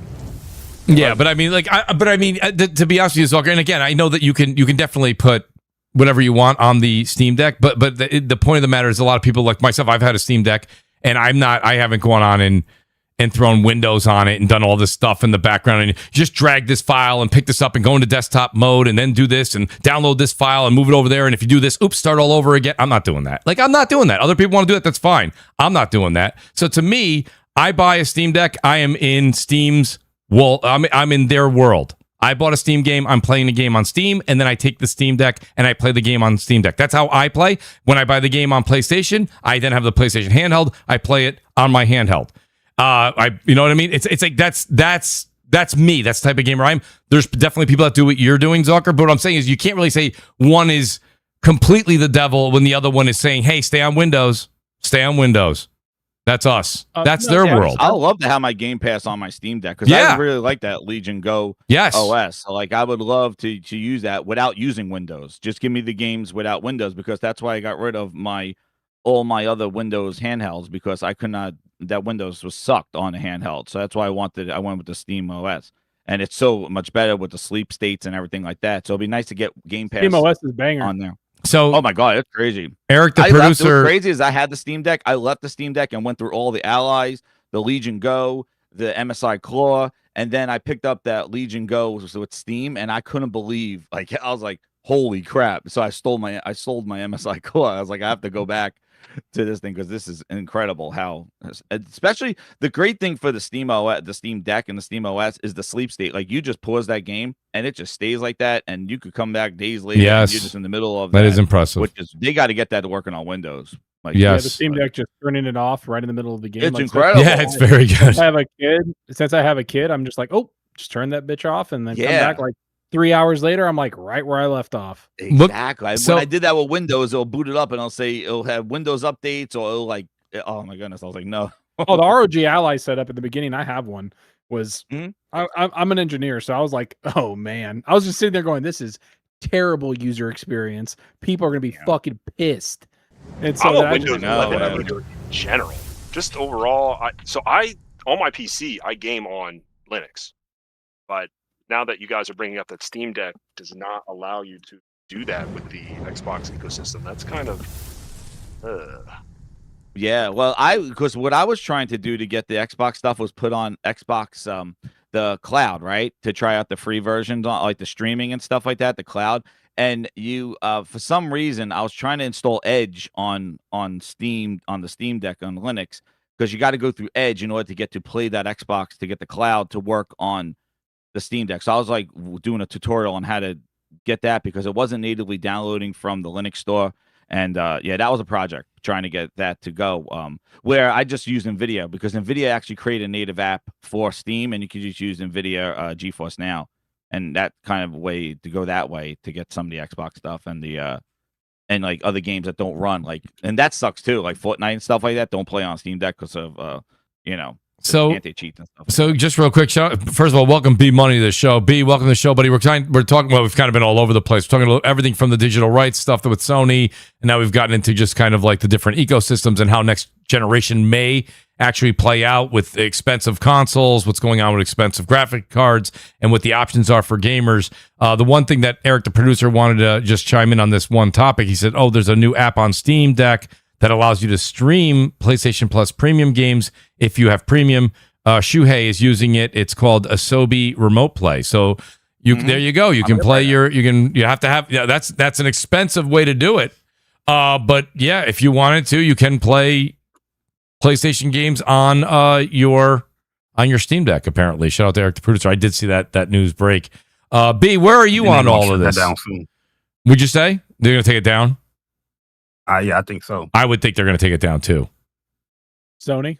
Yeah. Oh, I think I would. I was shocked it was still there. That's why I didn't really take it serious. Yeah, but then there's also the Exodus thing that they're working on to try to get the Xbox stuff on Linux. Yes. That's the other stuff that I saw that. That's another. I read that too. And again, these are all like third-party people not doing leaving. I've said this before. Like if Xbox really wants to push their platform, just everything, they have to lean into Play Anywhere and also just get away from Steam so they can promote their platform. I agree on that. Like, but they're not gonna do it. Like their store is nowhere near ready to do that. Like not even close compared to Steam. And Steam's gonna sell a lot more copies than the PC version of what their Xbox would sell. Their console version would sell very well. That's fine. But their PC version, no. Steam is king. Yeah, so I agree in that retrospect. B, what do you think? B, B, you came in at the right time. I do have a couple other topics I definitely want to hit up tonight. But B, where are you thinking for next generation? B, we've had you on the show multiple times, and you're like Nostradamus. You know everything that's going on, buddy. You can call the future here for some reason. I don't know how you know, and don't ever reveal your sources. But B, what do you think about next generation and where we are as far as Sony's the digital protests that you see that are going on right now? I mean, me, I've been digital for a very long time. I started buying digital games back when the PS3 launched, or after they added stuff to the store, I was buying digital games. So for me, like the whole digital thing isn't like a big deal to me. I just don't look at it. A lot of people are arguing about ownership and things like that, but I mean, I just look at it like experiences. You know what I mean? Like when you spend your money on something, you're paying for the experience. And if games were to happen to go away one day, I mean, they just go away. Like I don't take my kids to Disney World and spend $10,000 and be like, oh, well, what did I get for that? You know what I mean? Like I don't launch Spotify and like listen to music and be like, oh well, they can take all this music away. Like I just don't care about stuff like that, to be totally honest. I think Sony will eventually have some bigger talking pieces around the whole digital rights and what they're going to do for the future. And I think they're just going to change overall for a lot of things, just because we're going to that space anyway. But for me, it's not that big of a deal, to be totally honest. Yeah, there's a lot of people that are trying to fight for the digital rights right now. I think a lot of people that that's the thing. A lot of the audience out there that you're seeing, and a lot of people in the fight are saying, well, wait, these numbers are not entirely accurate. They're showing a very lopsided look at how digital purchases have taken over, and people are saying that's not the point. I think when it comes down to it, the one thing that Sony has to do, Xbox is doing the disc to digital. I think either PlayStation has to match that, because here's the thing, though, B, whether we all care about it or you say you don't, we all own physical media with games, right? So how do you put your PS4, PS5 game into a PS6? Is that going to be an external device like the old days, right? Where you have it'll be, in this case, a USB-C that connects and then you put your disc in and it plays the back compat? Or are they going to have another situation where a different opportunity for you to play your older games, like the disc to digital? One or the other. Something, I think they do have to remedy that. What a lot of people are saying to me in the chat is, Mooch, you're not hearing anything because they don't want to hurt the what will be the marketing of the PS6. The problem is, I think that the longer they maybe go, it may hurt the PS6 even more if they don't announce some sort of remedy of what they're going to do, at least for your back compat games. I mean, I think it could hurt them in the long term, but I think they could just come out and say this device supports digital content. You know what I mean? Like they might not come out and say anything. They might not say that that we support any disc that you have from the PS4 or PS5. They could say this is a PlayStation 6 device.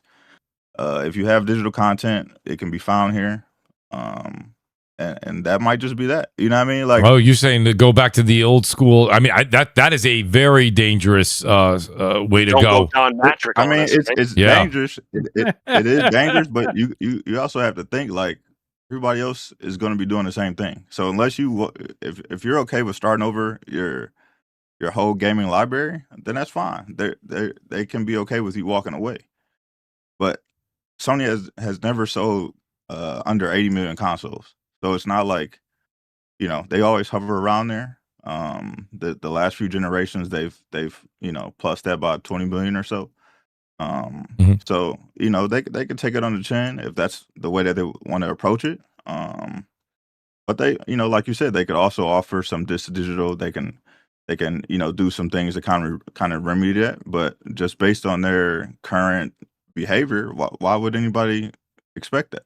Yeah. I'll tell you something. It's funny. I haven't really, everyone that's even on the digital side has always said, well, I'm expecting to hear something in some form of way to be able to still use my PS4 and PS5 discs on my PS6. It's interesting because we all have, I always say we always joke around for short-term memory, but when we went from the 360 era to the Xbox One era before the backwards compatibility and all that stuff came out, it was basically you were on your own. You were like, yeah, we're on to the next generation. And that's how it was, right? I mean, PS2 actually to PS3. PS3 did play PS1 and PS2 games, the very first one, right? PS3 Fat. Right. Yeah, for a right? while. Sure did. Yeah, for a while. They did offer a console that allowed you to do that. But then, once they got further in generation, that was no longer available. That's right. You know what I mean? That's right. That PlayStation 3 is very hard to find. Yes, it is. Where you can go, play backwards compatible games. And when the PS4 came out, did we ever get PS3 games? No. They still have not solved this big problem of getting the PS3 games onto the current generation. That's a good point. That's a good point. You got to pay to stream it on PlayStation. Yeah. Right. Yeah. That's just stupid. Yeah, that is wild. That is, it's funny you say that. That's interesting. I've always sat here and said, well, you know what? They're going to come up with some sort of a scenario to get us our backwards compatible games. Jay Barry, what do you think about that? B Money makes a point there. Knowing Sony and what they have done in the past, history does tend to repeat itself. Jay, do you think that they may say, listen, here's the deal. All your digital content comes with you and your physical media, well, we'll put it on sale. It's older. You'll have to buy it again. How does that affect you as a primary PlayStation gamer? Does that hit you a little bit differently? The great Jay Barry must have stepped away. Good talk, Jay. Oh, can you hear me? There you are. Now you are. There you are, Jay. Like I said, Go ahead, Jay. I would love for them to continue what they're doing with PlayStation 5, where if you purchase a game digitally on PlayStation 3, some of these games, they come back out as PlayStation Plus, like classic games, but you don't necessarily need PlayStation Plus to access them if you already bought them prior, or you can buy them again. But yeah, like I feel like some of our accounts been there since PlayStation 3. They have to create some type of way, especially when it comes to the digital content, where, if you have a PS3 or whatever, have that come with you to the next generation. As far as the physical thing, that's a little bit more difficult with them, but whatever they got to do to figure it out, hopefully, people can get what they want. At the end of the day, I'm all for people getting what they want, as long as my experience is not, hindered or tampered with. I'm pretty cool, but I'm always going to be standing up for, like, if people want, preservation, I do think PlayStation need to do a better job with game preservation. Speak up for it, and hopefully they do it. I mean, come on, guys. Like, Sony can do way better. I mean, we're about to have fucking old Xbox games on the PC. Like, first of all, as a geek, as somebody that's coded and loves doing that, that's insane. Like, back compat Xbox OG games on PC, which, by the way, never launched on PC, but they're just giving it to you there if you own it. Like Conquer and all that. That's so cool. And then not to mention bringing 360 games later. Like, I don't understand how Sony, one, they just don't want to solve it, at least in my mind, unless they're working on it in the background and it comes out, then dope. But there should be a way where you can download it and emulate it and use the power of that hardware to run those games. Straight up. Like, I don't want to pay for a subscription to play games and stream them that I own from PlayStation, because I have a PlayStation library. Oh, shocker, I know. I even have a PS5 Pro, everybody, and a PS5. I have everything. It's like, I love gaming. So it's like, when I see somebody doing that shit, like Xbox, it's like, yo, and nobody even asked for it. Who here even thought about, like, yo, I want backup pad on PC? Nobody. And they're like, we're doing it anyway. That's what I know why they're doing it. Why? Like, go ahead. Crazy. Why? They're doing it because the Helix. They want them to have, again, everything go everywhere, because they're trying to make it more enticing to go on their platform, right? Like if you buy a game, you're but nobody who's in line for a Helix right now is like, I got $1,500 and I cannot wait to play an Xbox 360 or an original OG game. Well, that's the point. They don't care, right? They're like, you could buy Helix or you have. But I wonder if there's studies out there where you got to remember something too. Microsoft being the second, it always flips between the first, second, and third richest country in the company in the world. Like they can do that, right? You ever look for the return on investment? Nintendo and Sony may be like, well, that's fine, but like, am I going to get that money back for just putting these out there? Xbox has done a lot of different things that have been very consumer friendly. Hasn't really benefited them at the end of the day. Because for them, it's all about retention. It's really not about gaining new players because they haven't done that over the last 2 generations. Exactly, B. Yep.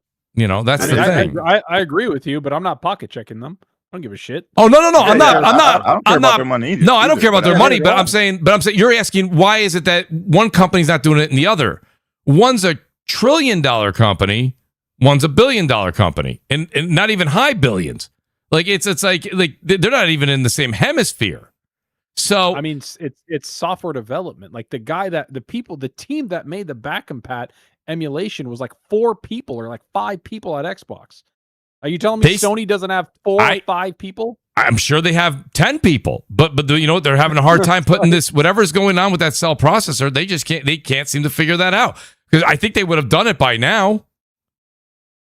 I don't know, man. Yeah, I think it's an architecture thing when it comes to PlayStation 3. But yeah, at the end of the day, I mean that's for them to figure out. That's for them to figure out. Yeah, I mean, you know, I know a lot of people say it too on a lot of podcasts, and I agree with it. Like I don't generally go back and play a ton of older games. You know, like right behind me on my wall here, I've got an absolute ton of Nintendo NES games. I got SNES games. Like I have the original Nintendo from the 80s. I have my SNES. Like I have these things. Like but they're on the wall. They're behind. I don't plug them in and play them. This is me, by the way. I'm not speaking to the audience. I'm speaking to myself. I don't play those games. Like, so when you say, you know, like, oh my God, that's really cool that they did that. Soccer, that is really cool, right? But like, that's not something that, for me as a consumer, drives me to run to go buy something. Like, wow, the OG Xbox games I own, I have my OG Xbox right there behind me on the wall. It's right there. And I have games. I have all the physical games behind me. I haven't plugged that in and used that in forever. And if it was on my PC, I wouldn't. All these games that are coming out, what do we say every time we start every podcast? And Zucker, I'm sure you say it on your videos. So many games coming out. I can't even keep up with them. But you're going to put all those new games in your current backlog aside to go play something from 2007. I mean, maybe you will. I just think sometimes the talk of it. I'm playing Lord of the Rings. That is true. You are playing Lord of the Rings. That is true. Like I just brought it up. Like, but you just bought it. But you bought it. If they bring it, yeah, because it was delisted everywhere, and then they're like, by the way, here you go, and you're like, oh, wait, so you didn't have a prior version you could play? A physical version that's broken because when I was younger, I had nieces and nephew that scratched the shit out of my. Don't get me wrong, Zucker. I'm not even using the example, but I'm saying this is something I say when we're even off air. I say it all the time. I'm like, usually if I see a game, I'll and I see it for like $4, $5, $10, $15 that's older that I really did love, I'll just buy it. Like I want to have it. Like I just want to have the game, you know, like at my easy access, which is what you did. Which, by the way, I don't blame you. Yeah, no, and I mean, I just want to play it because it's old school game. Yeah, yeah, but I mean, like, you know, if they brought out Battle for Middle Earth 2, I'd be gone for a month. You'd be like, Mooch, no like, podcast. Don't fucking ask. Don't contact me. We're busy. No, but for me, it's just like I think it's pretty cool. And honestly, it is cool. When it comes to the architecture, the PS5 has already been jailbroken and emulated PS3. Like people have already done that. Like they can do that. Sony just chooses the cloud streaming where you have to pay a subscription to do it. To me, just as a consumer, I don't think that. That's interesting. That's the one thing I would have thought. And shout out to Hip Hop Gamer. I got to have him back on the show again. He's always, I don't know if he said for next generation or when they were planning to do it. I still think they're going to have some sort of way to get your PS3 games to play and buy. They're going to want you to buy them again. That's the only thing I think is going to happen. Well, one thing I had to say about the thing. But that's my thought. Looking at what Sony, you don't buy them again. If you already bought PlayStation 3 digital games and they re-release them, it automatically comes as purchase in your library. Oh, okay. Thank you, Jay. I was gonna say, but For me, I have mainly physical PS3, but go ahead. Oh, hello. Can you hear me? Go ahead, Jez. Yeah. Oh yeah. What I'm gonna say is like just one of the things that they dropped the ball on entirely is the old PS2 and PS1 games in their subscription thing, their premium pack. Yes. Like I just saw the announcement that PlayStation had now, and they I don't even see PS2 games anymore in there now. They didn't even do it this month. They roll them out. They take them out and in. They put them out. Trust me, I went through. There was no PS2 games in there, like PS1 games. Like I don't. Because I was looking at God of War 1 wasn't in there? The first God of War?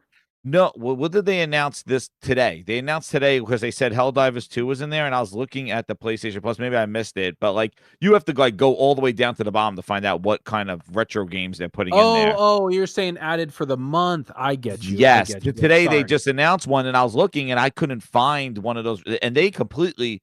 Like when they roll that out as like you're going to get PlayStation 2 games, some PlayStation 1, people are going crazy thinking about what they were going to put in there as a cool kind of retro pack as an added thing for their subscription.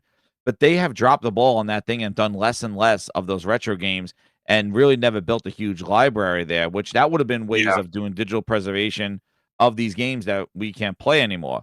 There's been some cool ones released, but it's slowed to a crawl. Like maybe it did slow to a crawl, Kofi. Yeah, it's like crazy. they had an opportunity there. Like they did. But they also cool take things stuff with Twisted out. Metal. And there are some gems. Subscription. There are some there gems some in there. gems, They did it with Twisted Metal. They did some other ones, but again, like they did it very slow. And and that's the thing. Like as we go to this digital future, like it is, and Microsoft calls it preservation. Like they're putting their games on the Windows Store. They're games that never were made for Windows because they're preserving those games. Because if they start backing out of maybe exclusivity only on Xbox hardware consoles and move more to Windows Storefront like Helix or a PC, that they're going to need those kind of games to come with you, and your library goes with you there. So the only problem, that's why I'm looking forward to the digital, because I have about, I would say 5 or 6 games of Xbox 360 and Xbox original Xbox games that I have physically, but I cannot play them on PC. I got to put them in I can't, with this program. So hopefully they do that just the digital, so I get my games over there, which I think is really cool, especially for the retro, the ones that you have. I mean, a lot of companies have done this. I don't know if you guys know what Voodoo is, like that online thing. Like they did a whole I remember Voodoo. Yeah, they did a whole disc. Like I have a lot of the movies on there, but all of my discs and DVDs, they had a thing where you literally pay it was like $3 for like 20 movies that you put in. So if you have 20 discs and you just go scan, bam, you scan it, and they're like, great, thank you. You pay $3. It's like 20 of your DVDs are now digital. And it's like, and you have the DVD still, and then it's digital. And then the other thing with the PlayStation thing is I was going through, all of the God of Wars, and I'm talking about back in the PS2 era and God of War 1 and 2. So I went through all 3, the first 3, and then I wanted to play the PSP ones, and I was like, oh, cool, this is going to be on PlayStation Plus because it says it was, but it's not on there anymore. The PlayStation Plus ones, the Chains of Olympus and Ghosts of Sparta, are not on there anymore. They and they were like, oh, we're gonna roll those out and roll them back in. I'm like, they're first party. Why are you doing that? Just leave them fucking in there. Let me play it. I'm gonna say, everybody that follows me knows, don't wait on any of them. Either one of them. Go get a Kinhank drive and go plug it into your PC, and you get everything. PC emulation for the win. That's what I'm saying. Buy one of those drives, boom, $300. You get the entirety of everything. That's what I did. I'm not waiting for anybody to give me old retro games. I got my retro fix with one of those Kinhanks drives. They're incredible. You plug them into PC, and you have every game from every generation ready to go. Xbox. How much did that cost, Jez? $300. Holy Plug shit! it right into your PC. It's the best. It's my arcade box. What a beast, bro! Look at that. Is it a software thing, or is it? You have it's to have a hard drive, a 12 terabyte hard drive that comes. It's still held its price at $300. And you just plug it into any PC, you double click, and it just has the whole interface, all the ROMs, all the emulation, and you're cooking. You got every arcade game. I've streamed it a bunch of times on my channel, but yeah, goodbye on Amazon. I got every single N64 game on my Steam Deck that I play. Every single one. I have it all on It's there. the way to go, man. You got I would not waiting on any of these companies. If you want that retro fix, like emulation and stuff like that on PC, and you just or Steam Deck or anything like that. But yeah, the Kinhank, I went through a few of them. It's absolutely incredible. And It's Why did you go and through a few of spend- them? Did they Oh, because break? I had or I bought Android ones, like Android. You know those Android boxes. I don't trust those things, but they come with a hard drive. You plug them in, and it's like an Android TV. I wanted something more because I wanted Techno Parrot, which was like real arcade games, and also I wanted more PlayStation 3 games and Xbox 360 games. So found the Kinhank, which is the 12 terabyte drive, and it just plugs right into your PC. So then I could plug that into a ROG Ally. I could plug it into any PC, any laptop that has pretty good graphics. You don't need no 5090s in it, and it will emulate everything. And it's all laid out for you. You don't have to go hunting for any emulations or ROMs or anything like that. Wow. It's awesome. Man, I am still buying everything.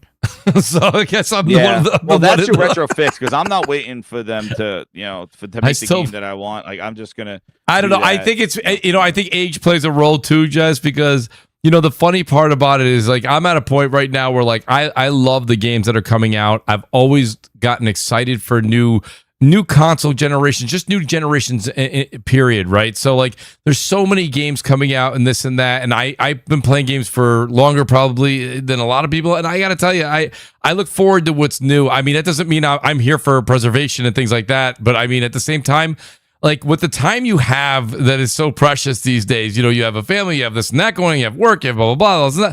I find it hard to play the games that are coming out, let alone going back to play, an old NES game over and over again. But that's me. I just thought I was an inadequate husband. Apparently, I'm also an inadequate gamer. No kidding, Wise, right? Dude, Wise, I thought this was gonna be a family. Like, I put it on, I'll show them, like, they could care less. They're like, Wise, what is this old shit on my TV? Get this off. And I'm like, no, I played this for hours, and, like, you don't understand, like, and just the music and stuff. And they're like, what is this? Nobody wanted to play. I thought there was gonna be a whole I'm sorry, do you guys run into games that you're really looking, like, for me, the problem is, like, I get what you're saying, Mooch. Like, when there's a new game and it's really good, I'm like, shit, what I'm playing. The problem with me is something like Dragon Age Veilguard comes out, and Dragon Age is one of my favorite franchises. Right. And I'm playing through this game, and I'm like, this is shit. And I hate it. And I actually allocated time to play this fucking game. Right. And now that it sucks, I got like 9 hours in, and I was like, I can't do it anymore. I uninstalled it and was like, that's an L, and walked away. And then I'm like, cool, what am I going to play now? And so then I go to those retro games because I'm like, you know what? Let me go back and play some of these games. What's a game you go to, Zucker? I'm actually interested. I mean it. I'm interested as a gamer. Like, what when you say, okay, I'm going to put this down, I'm going to pick this up. What are some of the retro games you go to? And then I have a couple super chats to get to, and I do want to switch subjects. But I'm curious, and I mean that wholeheartedly. Like, what do you play? Like, literally, I play StarCraft, the first one, Brood War, and the expansion. I've beaten that campaign probably like 15 times. Okay, it's my favorite game of all time. I like going to those types of games. On Saboteur is another one from last gen that I love, that World War II one where it like goes from black to white as you're killing all of the enemies around. There's just a bunch, man. Like, I just like playing a little bit of older games that I can go back to, and I'm like, cool, this is great, and I play them. And that's just me. Like, that's kind of what I would do. It takes you back to the feeling when you play those games. Like, I go back to WrestleFest. Like, I just do WrestleFest because I just remember like the arcade, playing out with my friends like after school and just doing WrestleFest. And you know what's funny? I did one of my streams. Did Total Recall on the NES. What a disaster of a game! I never beat freaking Sharon Stone. I bought that game. My parents got that for me, $50. I never beat Sharon Stone.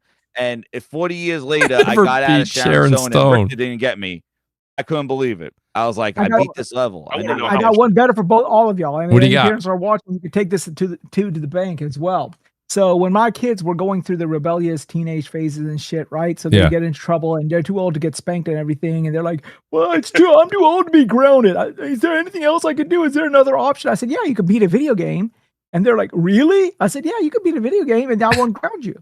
So I bring them to our game room and I would put them on the 2600 and I say, okay, beat Pitfall. Oh my God. Oh my God. You went straight to the murder room. You are ruthless. You didn't even, like, Ruthless start off wise. on something. I don't know.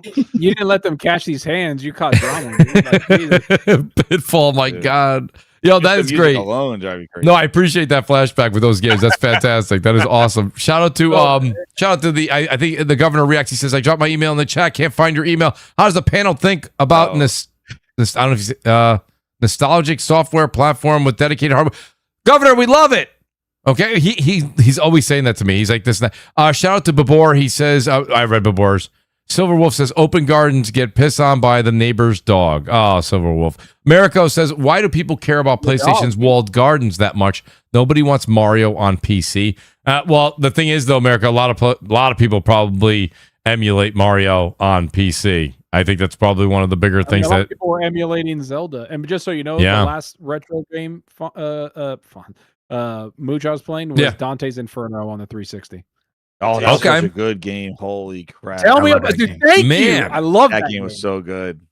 But I've got games that I'm in my backlog right now, just from this year. Like I want to play Crimson Desert, right? That's a game that I've really been looking forward to. Yeah, now we got Mooch. I told you to play Crimson Desert. I know, 4 and months so is ago. Wise. Wise is, but literally, you kidding me? Wise sends me a nasty gram daily. I mean, and he's right to, by the way.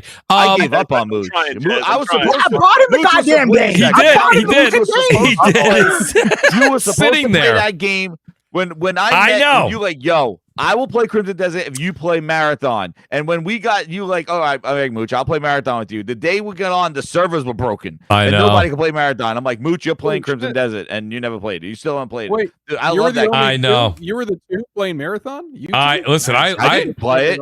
He would play I Crimson liked Desert. He it. will not play Crimson Desert unless I tried out Marathon because I didn't like Marathon. He's like, you better sit down with me and play. We're gonna play Tuesday. The Yes. servers suck. Nobody can play. Unlocking And I didn't want to play that game anyway. Yo, So- you guys are gonna get pissed love at it. me.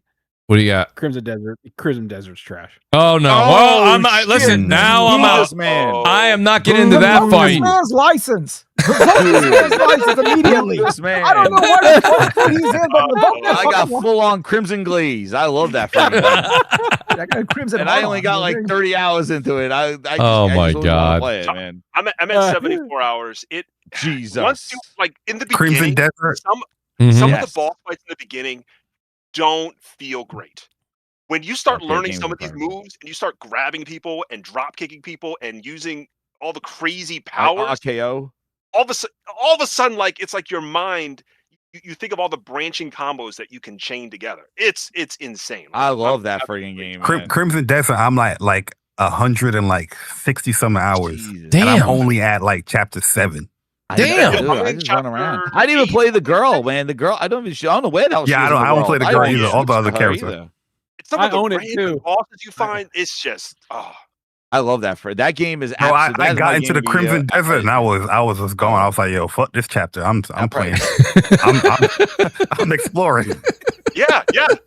Literally, just It go is- east and just see what you find. Exactly. You just go into towns and just go do like it is incredible. I love that game. Is like I'm over here the best pickpocketing open world. rich people. And the puzzles really like have me thinking. Like, some of the puzzles, I'm like, I don't know what's going on. Oh, I have Yeah, to the go puzzles online, are- Kofi. I have no time for I that. gotta connect this cable. Oh, did you even do the actual like the sky area?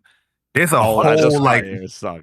so in the beginning of the tutorial you're doing that part, but you can always go back up there and expand upon it. So you can like get other little fast travel points and you can just dive down. It's crazy how vast it is up there. If you want to That's fast crazy. I travel didn't to know an you do area that. that you don't have a teleporter to, you can go up to the abyss, just like G-Bar is saying, and just jump down. And just jump fly down, yep. to where you want to go. It's man. Oh, I didn't even know you do that. See, it's incredible, and I have all those hours into it. I will Dude, say I'm blinding between everybody, this- all I do is I flash everybody. Pause. I use that my sword. I just glaze everybody. I don't know what to do. I know that's going to show me. You like, flash and secrets. glaze everybody, bro. What the Dude. fuck are you talking about? Yo, you hold was up a your family sword and you show. blind people with the light, and that's what I do. I find all like the secrets that way. It's So I wild. got Jesus, a couple super chats here that I want to switch over to a different subject Dude, you because gotta play that game. I'm very upset. I honestly, I told you guys, I promise you guys, I am playing that game. He just said he has no time. I have no Looks like time right now. got no time to No, play anything, I a said I'm retro going to game. play. He goes, I am going to play it in that is going to be my holiday game. My holiday game. After GTA 6, I'm Bullshit. playing it. And he's gonna Bullshit. say, I hate you. What are you guys talking With about? wise Bullshit. bullshit. Shout out that game sucked. He's gonna come back in January. Shout out to Glassdoor Gaming. He says Windows is malware on wheels. Zucker, open up. I read the governor's already. Bespoke, welcome to Bespoke. He's back. He says, do people realize that you need a PlayStation to play PlayStation games, just like you need Steam to play Steam games? And you made the choice to enter that garden. PS Link has much lower latency and is superior to BT Bluetooth, nonetheless.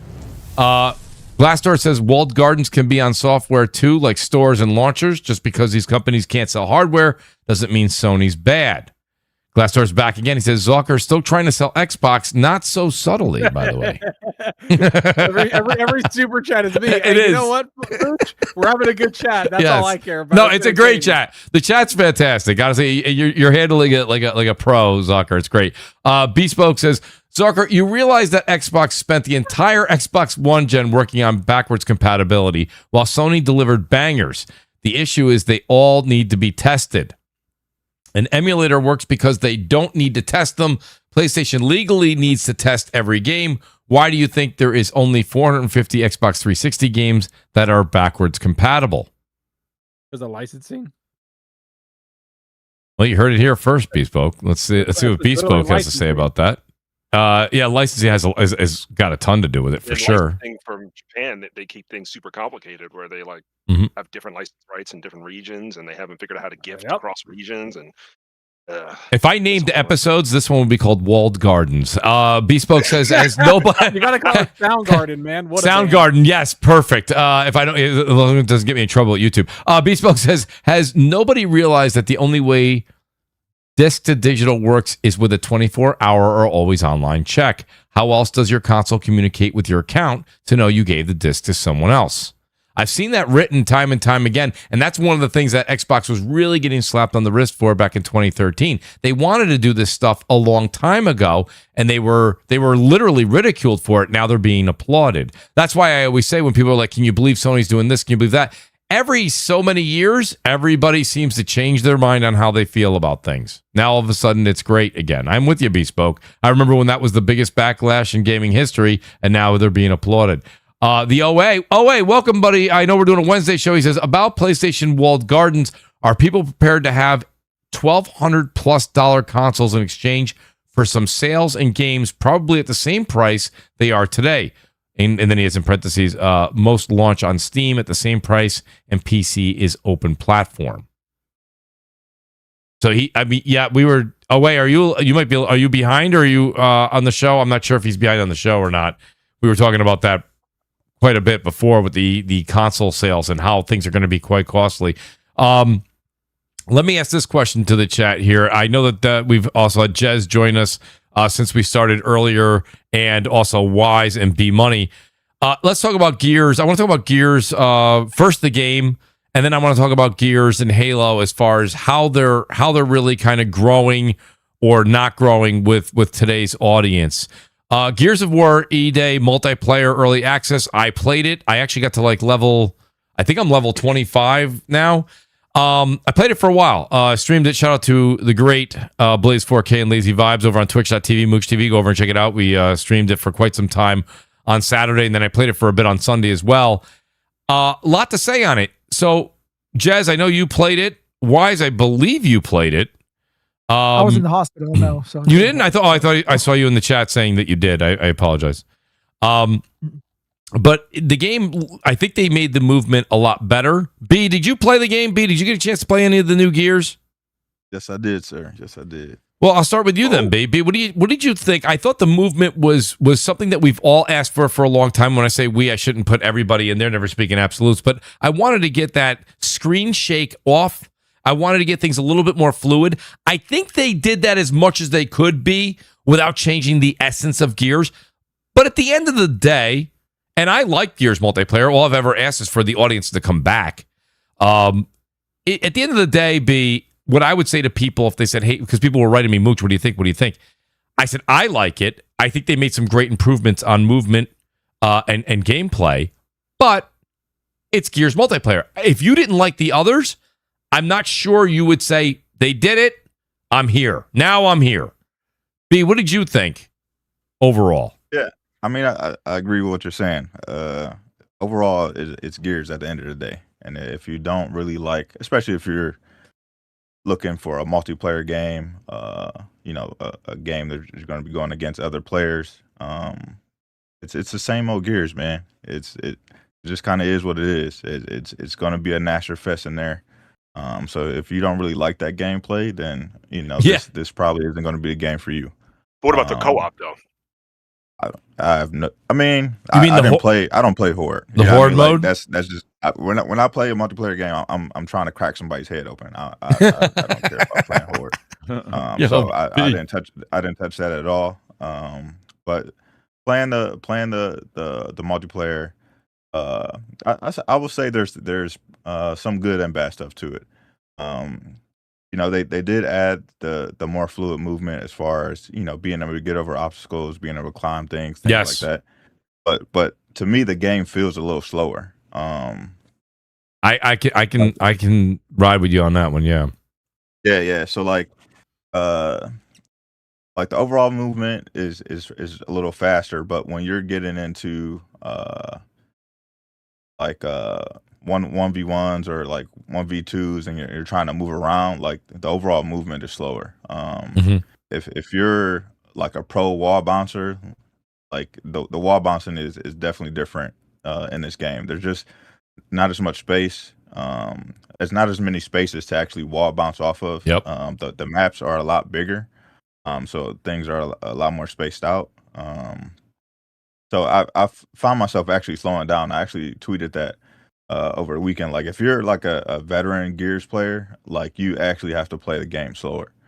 And once I started to slow down and I actually got into a groove. So yep.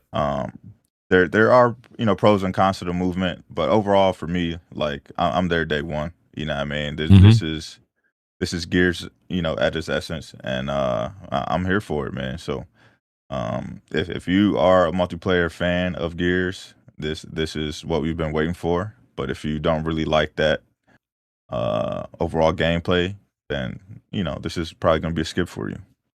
I do agree with everything you said, being with the fact that the maps are larger. It does the opportunity to wall bounce the same way and what was going on, that is less likely to happen in these new maps. Now, granted, we only played 2 maps, and I people are asking me, "Oh, Mooch, do you think they're going to change it up this weekend for the open beta?" First of all, I don't know, but I would actually say no. I think what we played last weekend is exactly what we're gonna what anybody on the open will be able to play this weekend. They originally were only going to have Horde mode, Horde Siege, it's called, last week, and there was enough pushback to get the verses in there. Somebody asked on the panel about the Horde mode. I did play a round of it. I will say this: it is probably the best way that Horde mode's been introduced. I don't think you can ever, after you play this Horde mode, I doubt you would ever want to go back to the way Horde mode was previously. So I tip my cap to them there. Yeah, if you like Horde mode before, you're in for a treat. Myself personally, I don't know if I speak to any of the panel members, but for example, I almost never played Versus. It never was something, Gears Versus, no. But Horde mode and campaign co-op, I will buy the game straight up for that. I've always loved this series. Yeah, for sure, Zaka. All me. day. That's me, brother. That's the same thing. I didn't like the multiplayer. I played it here and there, but the wall bouncing, the Nasher, it's all good. Like if I want to get competitive, I'll go play Apex or Counter-Strike for me. I'll go play a different game.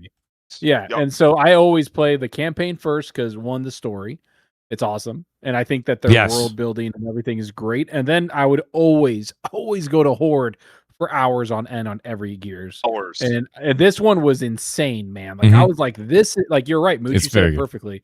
You can't go do something. You can't go back. No. Like this, like they can expand this Horde mode into something I think bigger, right? Like they can iterate on it. They can go and keep putting stuff into it. So I don't know. I thought it was very well done. I do agree with you. I think going back is going to be very, very difficult. I think this is the way to do it. I don't think they're going to go back. Actually, I think the movement was built for that Horde mode. Like they built that movement, the sprinting, the clambering, and things like that, and the jumping for that Horde mode because those maps are huge. Like I went to go looking for the other teams. Like I abandoned my team to go look for the other people. I couldn't find them because that map was huge. Like I did not know where the hell everybody else was because there's 12 people in that map, but I can't believe the size of them. It looks like it's ripped out of a whole level of a campaign or something like that, like those maps. So They're right, using they the could map, do man. events. What was that? They're using the map they built. Like that's literally what they said. They built the whole city for the campaign, It's and then it used is. all It's those the whole assets for city. the siege. Yeah, no, that's Yeah. apparently it's just part of the city. Like that's just one part. Wow. Yeah. Well, there's like how many of them? 4 or 5? I think 5 horde maps or something like that. Was maybe. Yeah, I think- but we only had access to one, right? I thought there was way less than Was the 5. one. It I was thought there just was only the going to be. city. I thought there was only going to be 2 or 3 max There's horde. 3. I'm a little disappointed with how many multiplayer maps. The there are gonna be. I multiplayer think maps that's are only kinda going to like have it's 6. There's only 5 or 6. 5 yeah. or 6 of them. So, but I'm like B though. I like Gears for the multiplayer, like for the combat. But the horde mode, I have to say, the way they did it, if they definitely took elements of like Helldivers and kind of like that whole going around doing Love things while doing the extraction. So I think the movement that they did was for that mode. Mhm. I just hope there's more variety that they move when we get forward, like they add more variety and not the same emergence holds similar to where people are, because I think that could get kind of dull if they come out of the same spots of the map. Because I was noticing that in the beta, like I was able to like just know, okay, they're gonna come from this bottom at the steps right here and just drop a grenade in there. But I do think that it's something that they had to do something different. And I think that they did a great job with the horde mode, and I think that is definitely going to pull a lot of people in who are deterred from the shotgun Nasher Fest on it. Now, as for the movement itself, I feel that they changed the game. Like they put their spin on it. This is post Rod Ferguson, so they had to put their mark on it, and they definitely changed what Gears was.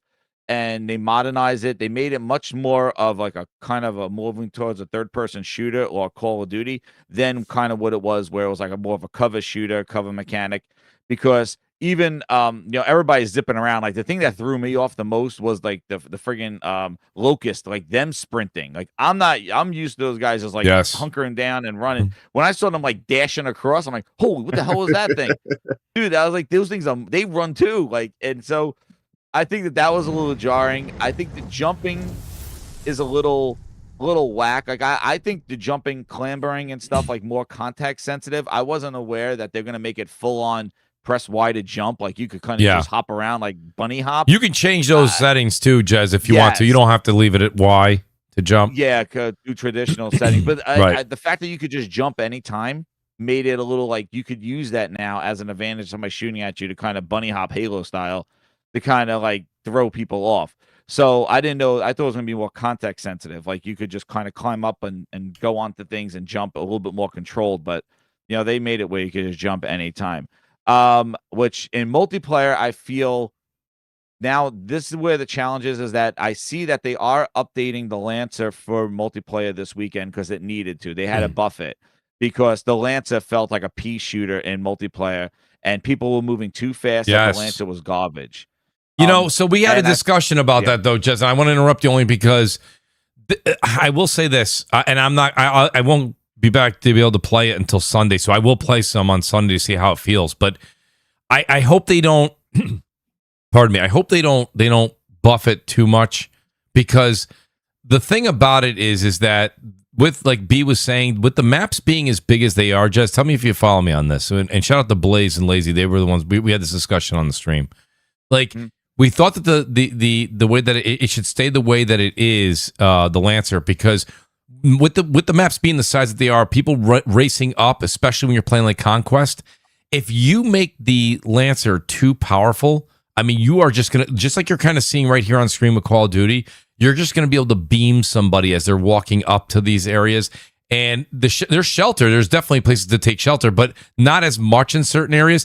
They have to be very delicate with that. So I thought the fact that it did feel a little bit like a pea shooter was good, because what I would do as you were coming up on an opposing team is I would hit you with that Lancer as many times as I possibly could. But when you got to a certain range and you get that feel as a gamer, you know exactly what that depth is. Yeah, I just switched right over to Nasher. Yeah, and I was ready to pop. And so like My point Well, is I'm biased, Mooch. I'm a Lancer person and Chainsaw person. oh, okay. I'm not a Nasher person. I have to learn. The game made me. The game made me a Nasher person over the years. I know. Like, I don't, it forced me to right, be a Nasher person, but I'm a Lancer and Chainsaw person. You know, and I've been giving my tip out to everybody. The smoke grenades now, they don't build up; they just kind of pop. And I told everybody on my stream too. Just as soon as you're in a smoke grenade, just switch to the Lancer and hold the B button and just run around with the chainsaw. You'll get somebody. That's what I do all the time. That gets you a kill. There's some advice. I like that. All right. There you go. Okay. Tip of the day. I did not think about that. So I mean, yeah, I'm like, yeah. Hey, sorry, but I have to jump out in like a minute. Sorry, the wife just looked at me. Oh, like, you got hey. yes, you got the look. I actually went longer than I thought I was going to be. You did. You went 2 hours, buddy. That was great. Great having you. Yeah. Appreciate it, Zocker. Well, listen, I will answer for you only if I can in some of these super chats. But I think we've gotten most of the Zocker super chats out of the way. Hey, you know what? Glad I could be entertaining for people. And it's good. It's good being the person that people can get mad at. It's fun. It is. I've played that role as well. Yes, it's always a good time. I can tell Zocker, you that. Man, sometimes you just got to stop fanboying, bro. You know, Hey, you know what? Jay. I'm not gonna. You know that, Jay? I'm not gonna.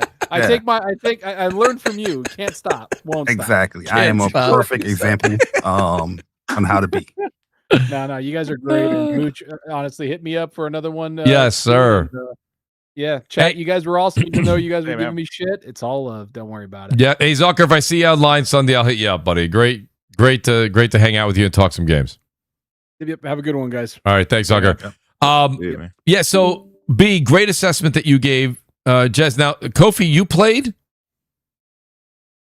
No, I wish I had. I didn't even realize that there was an opportunity to play it. Well, so here's the thing. If you had Game Pass, just so everybody knows, it doesn't matter now. This is old news here. But if you had Game Pass Ultimate, you could play last weekend if you didn't pre-order. The other way you had to do it was pre-order. Now, I don't have the numbers as of right this minute, but I did take a couple of looks over the weekend when we were playing. Now, Xbox is going to have a whole nother number. Of course, Xbox doesn't reveal their numbers. The largest I saw online this weekend on Steam was 14,000. Now, keep in mind, that's before everybody goes crazy. You had to buy the game, pre-order. You had to pre-order the game to get into last week's early access beta. This weekend will be open, so the numbers will be different. But I will say, Gears hasn't come out in 2019, and we had this discussion 2 weeks ago with the Great Gaming Forte. Forte said he expected when the game released, it would only have 33,000 max on Steam. I thought that was low, but 14,000 have bought it thus far. Remember, the game comes out in October. I get it. There's absolutely no pointing fingers here, but 14,000. Jez, did that surprise you? Is that a number that surprised you on the Steam side, or no? It's early access. You're gonna, that's nothing. That's par for the course.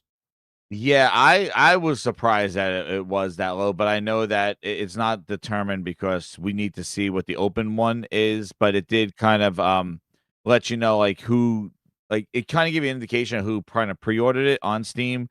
And I thought, for that kind of game, I thought there'll be much more streamers, like a lot more people playing it and stuff like that for like the first reveal of the multiplayer, especially when they added the multiplayer into it. I thought that was definitely going to boost up the numbers. It's just going to be horde mode. I could see a lot of people not jumping in because maybe they don't like horde. But when they added the competitive multiplayer too, I was like, oh, they're going to have a good weekend.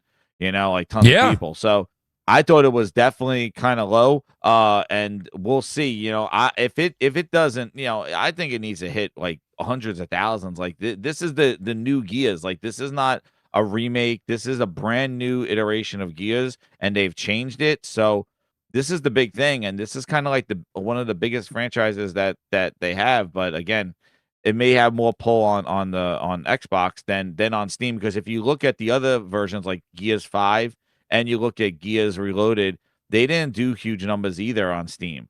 So it just may not be the place to look for it. That's where the primary audience is. So, I thought it was definitely kind of low, but again, it was a paid early access beta. So we'll see what it is this weekend. And I think maybe, with the updates to the National, I'm excited for the Lancer. I want to see if the Lancer. You brought a couple of good points up. B, just to piggyback off of what Jez was saying, B, like the thing about it is that, Gears has never really predominantly done well on PC, but B, it was, I still think it's a very bold move when you have all the games except for Clockwork Revolution next year, all these games, the Doom DLC, all Fable, these games are Halo CE just came out. All these games are coming to PlayStation. They decided to pull Gears E-Day off of PlayStation. I think that was a bold move because if history repeats itself and the PC gamers are not going to back that particular game up for the long run, not just for the initial sales, but also for the multiplayer and keeping that game active online. What's the? Are you surprised by that, B? Or are you going to say, Mooch, let's visit this again in a couple of weeks and see where it's at? 14,000 I thought was pretty low for PC. And when I was talking again to Forte and we had this conversation, we had a bunch of people on 2 weeks ago. The highest I heard somebody say was we just did a guesstimate. They said 90,000 was what they thought that they would see the highest number be. Whoa. I was right, Kofi, On Steam?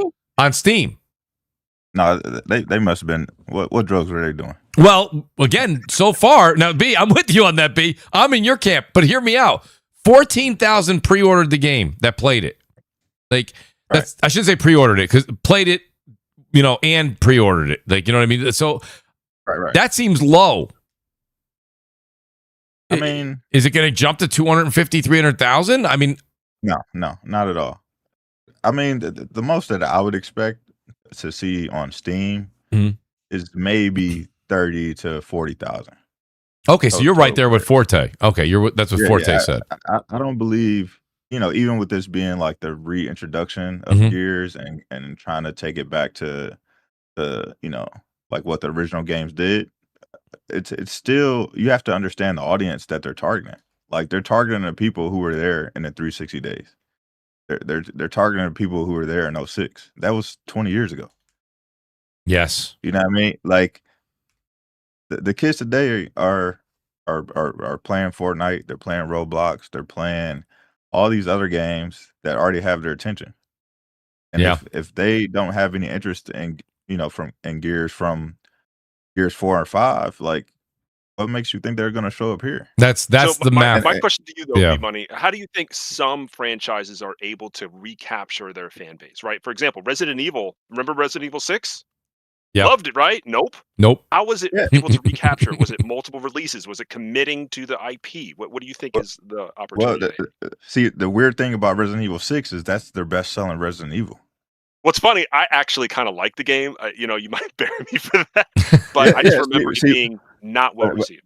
But that game was also the game that tried to reach everybody because it had all these random play styles in there. You know what I mean? You could play it like an old school Resident Evil game. You could play it like a run and gun shooter, you know what I mean? Like, and that's, I think, the reason why it's still the highest selling Resident Evil game. But I think the reason why people came back for the other stuff and they continue to see this growth is that, they went back to what Resident Evil was, but it doesn't control like Resident Evil 2, 1 or 2. Like they control like modern games.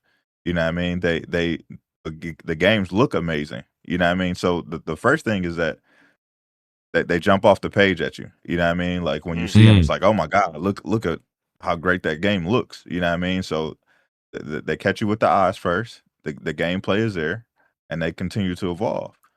When you look at this franchise, yes, it added new movement. Yes, it added the slide. But at the end of the day, it's still Gears. Like if you want the story of Gears, if you like the characters, yes, that's going to be there for you, and that's going to be there for a small amount of people. When you're building a multiplayer game, you want a lot of people there. And the gameplay just is not going to resonate with a lot of people. That's just a fact. Yeah. I said that when they started rolling it out, and I said that when they took it off of PlayStation. Like that was just a silly mistake, in my opinion, because you want to have as many people to play this game as possible. And you have to understand that there were a lot of people who were on Xbox. They all left and went somewhere. Yeah. Where did they go? You know what I mean? So if you want to try to engage the audience, you should put the games on there that they would be interested in. And this is one of them. I think it's going to be a detriment to the coalition because I don't think they're going to be. This game isn't going to have a long tail. You know what I mean? Yeah. We saw it with Gears 4 and Gears 5, like those multiplayer games. Those They released with multiplayer. They stuck around for a month and a half, 2 months. After that, the game was dead. Like, Yeah. low thousands of people playing the game, and the history is going to repeat itself. This game is going to have a decent high for a while, and it's going to tail off super quick. We have to understand that we're going right into GTA and Call of Duty. And Call of Duty. and Call of Duty. That's a good Right. point about GTA. So it'll be around for a month or two. So But all the kids and everybody else they're going to go to these other games. It just is what it is. So I said something very similar on the Twitch stream. Proper hater in the chat, he says, dude, if they would have changed it up, these guys would have been like, they changed it too much. But since they haven't changed it up, they haven't changed it enough. I get where he's coming from. I proper hater. I do feel everything you're saying right there. It's almost like it's almost like they're damned if they do, damned if they don't, right? Yeah. So I mean, the same thing can be said about Halo. You know what I mean? Right. Like, Yeah, I was about to say that. Yeah, same thing. everybody wants Halo. People want Halo to evolve. But if you move it too much, the people who really enjoy Halo are gonna be like, "Yo, this isn't Halo." You know what I mean? And it's just one of those things. It's why Call of Duty can stand the test of time. Yep. Call of Duty has a gameplay loop that people just continue to enjoy. Yep. It's not stuck in the old way of gameplay. It's not stuck with these old weapons. It's not stuck in this old gameplay loop. You know what I mean? It's why they can continue to be one of the hottest selling games. They release the game every year. And the reason you're right, game every year. the reason you're right is this year, I think they're going to, well, listen, I don't want to get too ahead of the game here, but the reason I agree with you is they're bringing DMZ back, and they're going to bring that's their extraction, right? Extraction. So now they've done the BR thing, and I think they did a great job with it. I understand critiques are all welcome, and critiques are probably all right. I don't like the game is not perfect by no means at all, but it's that smooth gameplay movement that B's talking about right now, and that's the same thing they're going to do when DMZ comes back. They're going to bring that back. They're going to have their extraction. And they're like, look at what we got. We've got multiplayer versus with a ton of modes and a ton of maps. We've got BR. We've got extraction. What do you want? We got it. And it's a absolutely adored gameplay loop, and people can make fun of it all they want. Jez, we talk about this every year. People make it fun over and over again of Call of Duty, and every damn year when I launch Call of Duty on launch day, everybody on that friends list is right there. Where is Call of Duty? They need to talk about hype up that multiplayer. Where are they doing it at Gamescom or something? Like, when are they going to do it? That's a good point. I don't know when they're going to do it. I don't know when they're going to get into all that. I mean, I would assume it's going to be last year. My God, because of Battlefield, everybody did their whole invite all the influencers out there, and put them in a hangar, and did like reveals. This year, we're not getting anything. Everybody's afraid of GTA, I guess. Yeah, but the thing with Gears though, and I feel they are in. Like the problem with Gears is that they really have been all over the place with the franchise, and I really think Matt Booty's absolutely horrible at making overseeing games, and under him these franchises have just fallen. Like I feel like with Gears 5, the story was just an offshoot of Gears. Like it really didn't resonate with people, and now going back, and the problem is you're trying to build this bigger audience, but you're going back to something that only maybe OG Xbox guys would know in the story about Dom's trilogy, like Dom's kind of experience in Gears 2, because 2, 3, and 4 never made it to Steam. Like, they never made it on this other environment. So they may not be invested with these characters as much as like some of the players that have maybe moved on. So it's really a challenge, like with the franchises. Like I think they tried doing a reinvention with this one. Like they didn't play it safe, which I think I have to commend the coalition that they didn't, because I think Gears 4 was super safe. I think Gears 5 was safer. But I feel like they could have went a little bit more all out with this multiplayer, not just with the movement making the big thing, but there's like things that kind of tick me off. And you could say maybe it's not because it's a prequel, but they do not have the frag tagging. They don't have the meat shields. They don't have where I don't know if the hammer of dawn's in there, but like there's a lot of things that are missing that were introduced in other Gears games. And I felt like the tagging of grenades would have been a huge thing to use to kind of prevent people from just spamming shotguns. and doing that kind of stuff. And and also the other things was like the environmental destructions, big events that happen like the avalanche in Gears 3. Like there's like kind of events that happen on the multiplayer map that move things around and change things around. There was a toxic release one. There was one where like there was a swamp and there was like a toxic thing that you had to get inside at a certain point at the time of the map. Like there's a lot of more interactive things. I think they could just kind of thrown all into this to really kind of make it the Gears multiplayer to really set the franchise and move it forward for the coalition. And I feel like the movement is a big step, but they needed to include, I think, the whole bag and really make it something that is really super special to really get people back and making Gears on why it is Gears of War and having a kick-ass story. So I feel like that it is going to be a fight, and they're fighting against themselves with Call of Duty. I think the release of Gears was set to fail. I think having it come out next to Call of Duty when you got this game that has horde mode, it has campaign, it has co-op campaign, it has everything, no battle passes. Like this is a great game tradition. This thing, we should have been playing this already this month. I think this is the month it should have came out. Instead they put it a week before the Call of Duty early access campaign and the Call of Duty, which they could control that because they own the franchise. This is not like Activision releasing it. This is them. So pitting those two right next to each other, I think is going to be a challenge. And one's in Game Pass and one's not for the first. That's another thing too.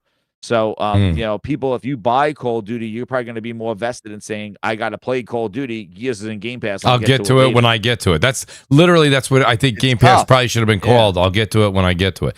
Like, I think that that's the problem. And that's a good point. Proper Hater, he goes, come on. I think they're going to have 5 or 6 versus maps. I think they need more. And I think there's only at launch 2 or 3. Guys, check me out on this. 2 or 3 of the horde mode. Yeah, I don't think that's like, so years. I know that I thought the multiplayer maps needed to be and another thing too, some of the people in the chat were bringing this up was about the fact that Gears, it's still gray. Like we are at E-Day when things just happened, right? Yes. Why does it look like the other Gears of Wars where we were like post-apocalyptic E-Day years later when it was all rubble? It was a little well, we didn't play we haven't gotten a chance to play the single player yet, or the multiplayer maps. They had very bright Market was pretty colorful, I thought, and I thought that the other one was. I think Market was good. We need more of that, but Market during the daytime. Why is it at night? Yeah, but you basically wanted to see things fall apart, right? Like it looks normal, and then the devastation comes in. I could kind of like I thought there should be a little bit more transition. Like there's still some greenery there. Like it's still like how Gears 4 and 5, which is like years after the whole thing E-Day happened. Like have some of those. Maybe some of the other levels will have that, but it has the same kind of look and tone that when people said, "Oh, it's just Gears," they could have really kind of shocked people where they have like a Gears maybe. On the beach, like a beach battle. I don't know, like at the shore or something like that, where something a little more dynamic and different. That's like, oh, this is not your dad's Gears of War. Like this is definitely a transition period at E-Day. So maybe they have other maps, but that's somebody brought that up. Yeah, I was looking to see here in the chat. There was a few people saying what they're saying. Swiss Bliss, I don't know how you're still getting Game Pass Ultimate for 3 years for $5 to $8 a month. What are you doing? Do you have somebody that works at somebody that works at Microsoft? He's hiding in the Microsoft bathroom. Microsoft doing a pretty smart thing where if you have Discord Nitro, you get Game Pass on like PC. Oh, so really? I'm gonna redeem that joint when Gears come out. Oh, wait a minute. Wait, say more about that, Jay. What is it? If you have Discord Nitro, yes. You get Game Pass. Like you can redeem Game Pass, and you can just have it until your subscription, or whenever you're done with your subscription for Discord Nitro. And sometimes they do offer like, a free month or 3 free months, or they will offer like a lot of stuff through Discord Nitro. Oh my God! Wait, Gav House says stack 10 years. Expire 7/22/27. What? I did the stack for the 3 years that ran out. I think like last December for me. Now I think it's at the $22 or $23 a month. And like I said, Gears was out this year. There's a few games. If next year, like I don't know if I'm going to keep it for Clockwork Revolution. But but like, depending on what else they got coming out next year, because I mean, Fable, you guys know I've been saying this for over 10 years. Like, I've never been a Fable fan. I'm also not going to sit here and bash it. It's just it's never been my bag. You can't like everything. You can't like everything. So wait, you guys brought something else up, but let's kind of talk about Halo. So I just looked go ahead, Jess. We move on. There's 3 Horde maps, 3 Horde Siege maps, yep. and 6 4v4 maps, which is also interesting too. That they dropped it back down to 4v4. Yeah, and it's not 5v5. And I want execution. I'm glad executions are in there, and you don't have to pay for them. Not like the other Gears games. Yeah, wait a minute. So they're gonna have 3 Horde Siege and 3 traditional Horde. Is that what you said? 3 Horde Siege maps, including the one. No, just 3 Siege maps. Okay, I was gonna say I thought they got rid of the other type of Horde mode. They're just doing Siege, right? Well, you could do the round-based Horde mode also. Yeah. You could do those. Yeah. That's just another one. They got Siege, and Siege is the one where you run around and do objectives. Yeah. And then they got Siege. They have like Blitz, which is like short versions of that. And then there is the round-based Horde mode on the same maps. Oh, okay. So I thought they were eliminating the traditional ones, maps, which are huge. And then there's going to be 6 versus maps, which is not bad. But I would hopefully they start adding more. Over time. Jay Barry was talking about the what is it called, Nitro on or whatever it is there on Discord. I don't have that. I know what it is, but I don't have that. But DJ in the chat was saying is it the open? I asked him, he didn't answer me. Is the open beta for Call of Duty next weekend? Not this weekend, but next weekend. No, not the open beta. It's not the open one. Is it the pre-order beta? Oh, okay. Pre-order. The pre-order, or if you listen, this is a very scary time of year for Mooch, and I'll tell you why. It's not Halloween. It's because this is the time of year where Jay Barry pre-orders Call of Duty, and then he takes to the airwaves and says it's terrible, and then he scares the shit out of me. This is kind of true, right? And then enough changes might come back, and then Jay's like, you know what? They fixed enough. I'll see you guys day one. I'm like, Jay, listen. By the way, I take every word you say as gospel, so understand that. So I just listen. I mean, like I do that for more of like the people that are not on game on Twitter, like they think they take everything seriously. But at the end of the day, when I speak about Call of Duty, I'm you're being very real. Serious about yes, it. I know you are. I'm a big fan of Call. I love Call of Duty. I know you do. I miss Call of Duty Sundays with you and Persona. That also needs to come back very quickly. COD Sundays, yes. It brought a lot of people together. Yes. During the PlayStation, 4 generation, that's when I kind of opened up COD Sundays to other people and stuff. But yeah, like it's just one of those games, it's a pastime game, So yes, I always would love Call of Duty, even though there's a lot of things that I would, rage about or complain about. It's me complaining just for the game to be better. Yes, not no, Jay. I say that because was it last year or the year before where you really stuck to your guns and you were like, I'm not getting this, and I think it was a minute. No, so last year was it last year? Last year and the year before, I bought both of them because Treyarch. Oh, okay, you did. I love Treyarch. All right, okay. Treyarch is my favorite Call of Duty developer. Treyarch was up there as far as like one of my favorite. See, I think Infinity Ward's got one, just a little bit over on Treyarch. You don't think so? Absolutely not. Absolutely not. Infinity Ward is hot garbage. Oh man, God. Whoa. And the fact that they're doing it, that's why I'm more skeptical when it comes to I feel like they made the last great Call of Duty. No, they made the worst Call of Duty. The reason why Call of Duty is how it is right now is because of that hot garbage game called Modern Warfare 2019. All the slow gameplay mechanics, all the camping, the random hit fire from a person that can't aim that kills you. Yeah. That comes from that game right there. I like trash. I like that. I like they almost added a little bit of Rainbow Six to it. That's what they needed to do, not that Twitch craziness. Nah, that's COD, man. That slow gameplay, that ain't COD. I don't know what. Do you think so, Jay? Are you fear? I think that you're both going to kind of be happy with this year's. I'm hearing good things from people behind the scenes. I hear it's going to be good. Now, the other thing someone in the chat was saying was if you have the Discord Nitro, People are starting to get codes right now to pre-download or something like that. DJ, what are you saying in the chat there? I also have a little information for you guys. Discord Nitro, shout out to Eric, the producer. He says Discord Nitro does include an Xbox Game Pass bundle, but it does not feature day-and-date game releases. Nitro comes with the Xbox Game Pass Starter Edition, which provides access to a curated library of over 50 games and 10 hours of monthly cloud streaming, rather than the full Ultimate or PC library that gets new first-party titles on launch day. No idea how that affects the conversation. Well, Eric, the only thing is that I have people telling me in the chat that if they have the Discord Nitro, they're already getting codes for this beta. So maybe they don't get the day and date, but they're getting this early access. I think they will get the code for the beta because that's what I got in my notifications where when you redeem it, you will go into your Nitro like home area and you will see redeem Call of Duty like beta or something like that. Jay, did you happen to notice when the beta was? Is it next weekend, in fact? Yeah, the beta is next weekend, yeah. Okay. Well, I'll be there for that. Glad I'm not missing that weekend. Because I got to play the Gears one last weekend, so I missing the majority of this weekend isn't the end of the world for me. Shout out to Pink Princess in the City.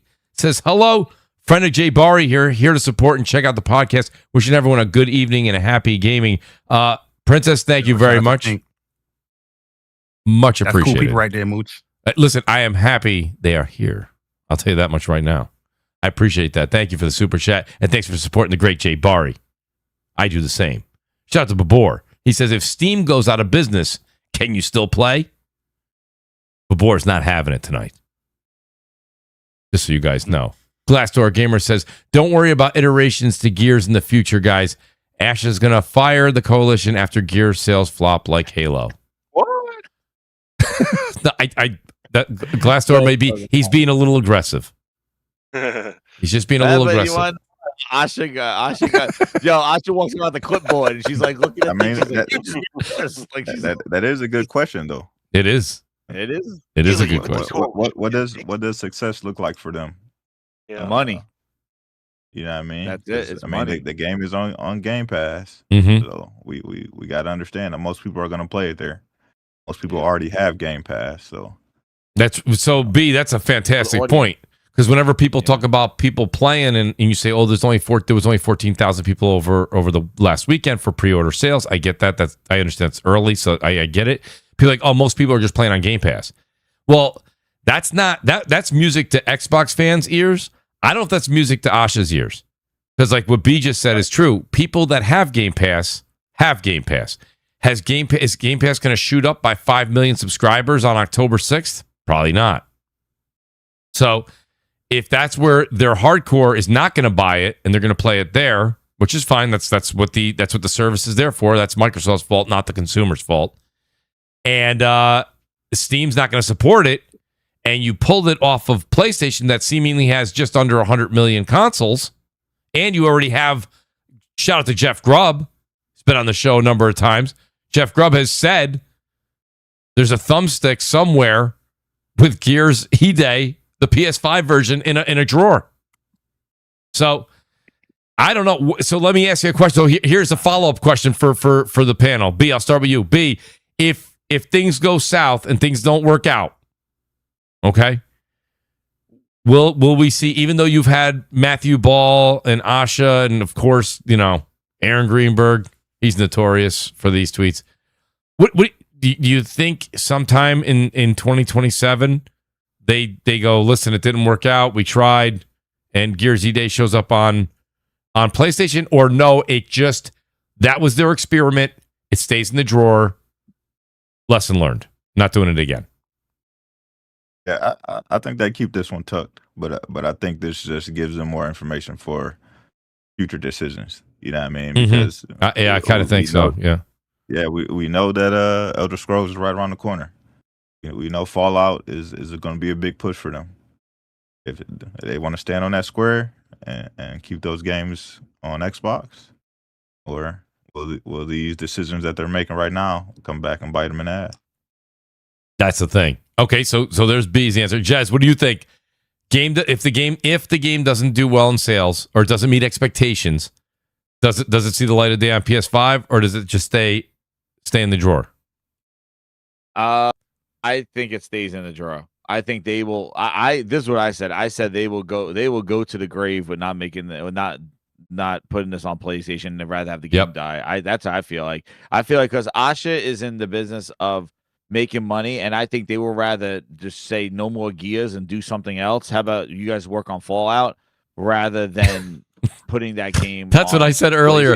I know Zucker didn't like that, but it's like Fallout, Elder Scrolls, Fallout, Halo, and Fallout. Call of Duty. Well, hey, that running mechanics, like that jumping, put that. Let's add some of those features. Call of Duty. I don't know. I feel like she made a very point. Like these are, and even Matt Booty said like these two games being exclusive are like rewards. Like these are gifts. He didn't say that this was like a policy thing, and then he even pulled that back and saying like not all don't just say all single player games will be exclusive. That's not a good one to go on, and I don't know if he was kind of alluding to possibly Elder Scrolls, which that whole thing. But the thing is if they want to make a statement, I think they won't put this thing on PlayStation if she really is trying to build that ecosystem. But again, she's in the business for the money. But I think seeing how Halo did on PlayStation and stuff like that, like I said before, Matt Booty has single-handedly destroyed these franchises into what they are today. Like these stories, what they've done to Halo is like they gutted the studio, renamed them, and they still have not made an original Halo. They're still using Bungie. Like that's why I said this Halo remaster was basically. It's still Bungie's game. Like it's Bungie's mechanics, but you just put a new coat of paint on it. You need to do something different. And where's that next Halo from them? Where's the new identity of Halo Studios to do this stuff? They have hurt their franchise. Same thing with Gears 5. Like the story, they went off the beaten path. The multiplayer and Rod Ferguson left after that. And they're trying to revive it. That's why I said that they've hurt they've hurt the franchises that they don't have this kind of like a must play, get over here right now. Like it's for more nostalgia. Yeah. And Matt Booty has destroyed, this is what you do. Nintendo would never make Mario be degraded as much as they degraded Master Chief showing his ass cheeks on Paramount Plus. Like they would never degrade Mario, have any kind of color outfit besides the one they approve. Yeah. So like Microsoft just made their franchises, and that's where I think Asha definitely sees this, where she says Fallout, Call of Duty are successful franchises. We're just going to hone in on these and market the shit and build these games based on these franchises that make us money. Where does Gears fall into that? If it's not one of those money makers, it's not anymore. Fallout. We'll find out. I think maybe a Gears movie gets people. Jazz, you do this on your channel all the time, which is funny. So it's just interesting because I think about you when these quotes come out. But like Asha tweets out, and shout out to Eric, the producer. He goes, before I forget this, did Todd show Asha Elder Scrolls 5 and tell her it was 6, which barely went into full production according to reports? I got the inside scoop. What happened? Because this is the same stuff we learned with Phil. Remember when Phil was standing behind the guy from used to be formerly Insomniac Games, and he was with the initiative, and he's like, "Game's looking great," and it's like the game never came out. Oh yeah, no. And now we're seeing like this. Todd Howard sat Asha down, and he goes, "Asha, you see those mountains over there? You could go to them. You can go there. You go there." And then he said, and then she's like, "Oh well, how's this game go?" He goes, "It just works. It just works. Don't you worry." Asha was like, "Oh my god, this is incredible." He uses his Todd Howard glaze, Richard Simmons glaze on him. Yes. He's like, "It just works, Asha." She's like, "I'm so confident. Thank you, Todd Howard." Yes. But I think it's so funny that Todd Howard talking about this now when Starfield was going to PlayStation. Todd Howard's like, we're still working on it. Like he was not ready to talk about anything else. Scrolls, and now they're just trying to push it because that's her, man. She wants it out. She's gonna, and I think she rushed this game out, man. Todd Howard not ready for this. Yeah, Kofi. That's kind of where I'm at now. I played through Halo campaign Evolved, and again, shout out to Blaze and shout out to Lazy. We went through it on Twitch. We had the entire series. I think we did it in a few parts, and it didn't take very long. But like the game was beautiful. Everything that they said they were going to give us, beautiful. They did a nice job with all that. But like Halo feels dated, and like as much as it was nice, I don't know if they're gonna put the time and money into it. And the problem is that look at all the things we found out about this, right? Look what they said. They were like Halo, trouble development, low game engagement, especially on PS5 and PC, and a lot of layoffs were at Halo Studios. So when you look at it over and over, like how do they bring Halo back when 343 failed? Now Halo Studios, they've had a lot of layoffs. They had a lot of contractors there that they've let go. It's just, this is the problem. Like, it seems like they're just that. Like it goes to what you were saying, Jez. It's just going to be Fallout, Elder Scrolls, and Call of Duty. Like I don't know if Halo's is Halo going to make a bounce? Yeah, Minecraft. Is Halo going to make a bounce back? We just went through Gears. We don't have to go through it in depth. But like I played. Did you guys play the campaign involved? Yes. Yeah. No. Yeah. Oh, you didn't be? The AI is old as shit. Like it looks great. Like I think the engine looks great. It does look great. And again, I think they needed the multiplayer. They needed either Halo 2 multiplayer or a combination of a modernized Halo multiplayer with this graphics engine to kind of show this is what your new Halo is going to be. This is the new Halo world. Mm-hmm. The fact that they didn't put multiplayer, and they apparently were trying to add some affinity multiplayer with certain affinity, and they wound up canceling. There were like 3 projects that Halo Studios came in to do, and they canceled all of them. And they said here's a remaster with no multiplayer. It just shows again that Pierre, the management, who they're using, they still have issues with development at that studio. No matter, you could put lipstick on a pig. Like I just don't understand, what's going on with it. So I don't know. I really don't know. I don't know if Pierre's the guy, but I would love to see a new Halo with those graphics and multiplayer like that. Proper hater. You first of all, calm down with all the caps. Second of all, you call yourself Sony fanboys. I don't call myself that. Other people call us that. I don't call myself that. And he goes, it's not. By the way, buddy, everything that we're talking about and every single thing that we've said about Gears and Halo so far has literally been in this week's news. Literally. It's been in the news all week shit long. Out of Marvel Token, that's all I'd say. By the way, play fighting games. By the way, Proper, I beat Halo campaign involved on Legendary. So, and I also put in, I think I have, I don't know what the hours are, but I'm level 25 or something like that in the beta. So I don't know what the hell what more do you want me to do, Proper? What more can I do for you to let you know that I'll play anything anywhere? I listen, all we're saying is that a lot of people on this panel played Gears and Halo back from a long time ago. And we're saying, you know what? You got to kind of do something else. You got to, because like, here's the thing. I played it.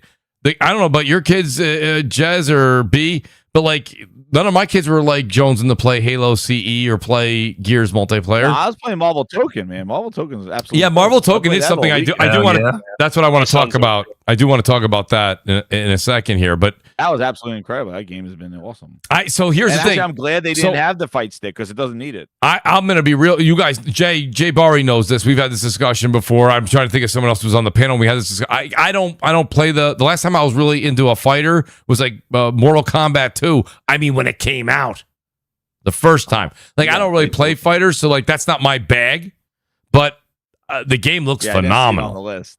I did not see it. Yeah, it's not on those. No, I don't play. I don't. Marvel Token is a pretty easy game to get into. Yes, like I feel like the barrier of entry is pretty like it's easier to get into a fighting game. Obviously, with every fighting game, if you want to like over excel or even like get really really good in the game, you got to put in more effort. Just like in any other game, like a Souls game or even Call of Duty. But yeah, the game is even if you haven't played like fighting games in a long time, like I feel like they have certain things set up where if you are not comfortable with doing like certain combos or whatnot, you can easily do combos in this game with the auto combo system. They have a quick select or a quick scale button where you can just press the directional button or with the fight stick and that button, and you do like a certain move rather than doing the motion input. or the manual input. They have 2-button supers that you can do. Like, so there's a lot of things to get people into the game. I also like the tutorial. The tutorial mode to learn how to play the game is actually really, really good. Probably one of the best that I've seen in a long time since Guilty Gear, Xrd, Rev 2, something like that. But no, like, I feel like, it's a great game to get into. I feel like the overall trials to learn the game is great. They do a great job in like pacing people and getting people in there step by step. But also like the individual characters. If you're interested in the character, they have like you can learn the characters in certain steps or in certain sections where you can learn the buttons, then you learn a combo, and then if you want to if you want to really learn a character, they make you like freestyle certain combos by starting like with a medium button, and then you can like, okay, get this amount of damage by starting with a medium button and things like that. That's to expand your mind on the character, what the character can do more. But also they have a lot of good single player stuff as well. I've been playing through the story. I'm like, I got one more story to go. There's like 5 episodes that you play through, and you see everybody different perspective as far as like the overall story, what's taking place. They have a survival mode that's pretty cool as well. They also have like these individual. They take like the Grand Blue Fantasy versus Ryzen approach with like these mini games within the lobbies, or these mini games in general, which are like your chibi characters that you can do. So yeah, there's a lot of things that you can just and obviously you can just play with your friends or training mode and things like that. But there's a lot of things that they offer in this game. I think the full package is there, and like I wouldn't feel discouraged if you're a new player playing into the game.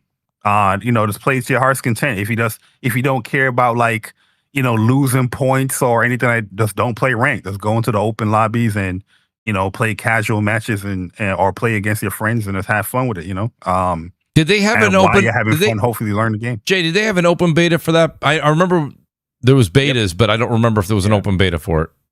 Yeah, they had 1 open beta and 2 closed betas for the game. But yeah, the game is significantly different than from the older betas. Yeah, the open beta is a little bit more closer build, but overall, like I said, play however you want to play it. I think it's a great game. I think it offers a lot. Whenever you want to get into it, just get into it, man. All right, well, there you go. Hey, proper hater, by the way. Go back and listen to the whole show, buddy.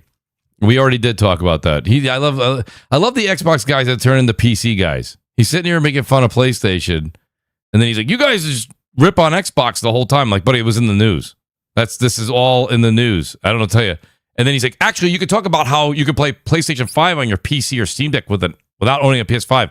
Proper, we talked about that. It was called the Asobi. I have it right here. Shout out to the great Eric, the producer.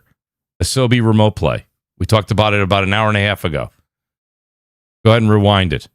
Go ahead. I took the mic from somebody. Like what he wants you to do? Like, he wants you to bash. Well, he goes, no, he's like, you're going to talk about any PlayStation stuff? And then I go, oh, whatever, you must be Xbox. I'm not an Xbox fan. I'm a PC gamer. I go, buddy, I can see the green shirt underneath your coat. Relax.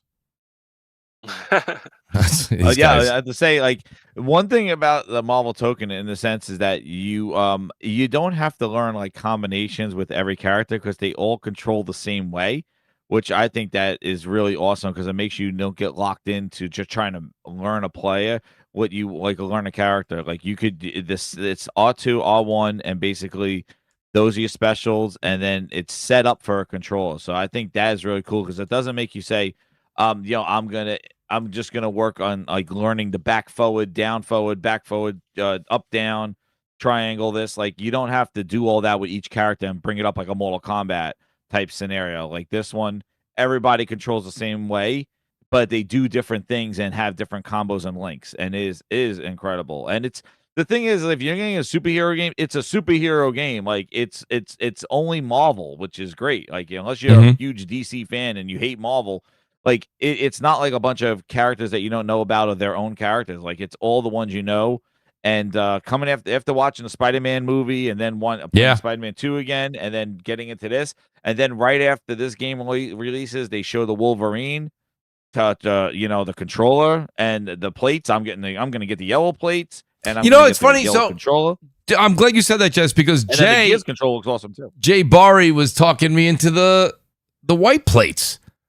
The adamantium. The ones? adamantium The ones. silver? The Now, adamantium ones, I those, definitely want that. Are those metal looking? Like, are they glossy? No, they look like they're like an off-white. That's what bothered me about. Like, I've been like, it's supposed to look like the color of his like claws. Adamantium. Oh, is it really? Well, the picture doesn't do it justice because the picture looks like the same white plates I got now. I want something different. So I was like, yo, that yellow looks fire. I was like, yeah, but if the silver though has like a metal look to it, like a metallic look, like then I might be in. Yeah, that might be different because those other plates that came out, the ones the black, red, and green ones that have like the cool like two-tone ones, those plates actually have a whole gloss on them. Like they look really sharp. So like if they added that to the adamantium, given that metallic look, and the they're saying here. Ones, yeah, they're saying here it has like a premium metallic finish. That so that might look fire though.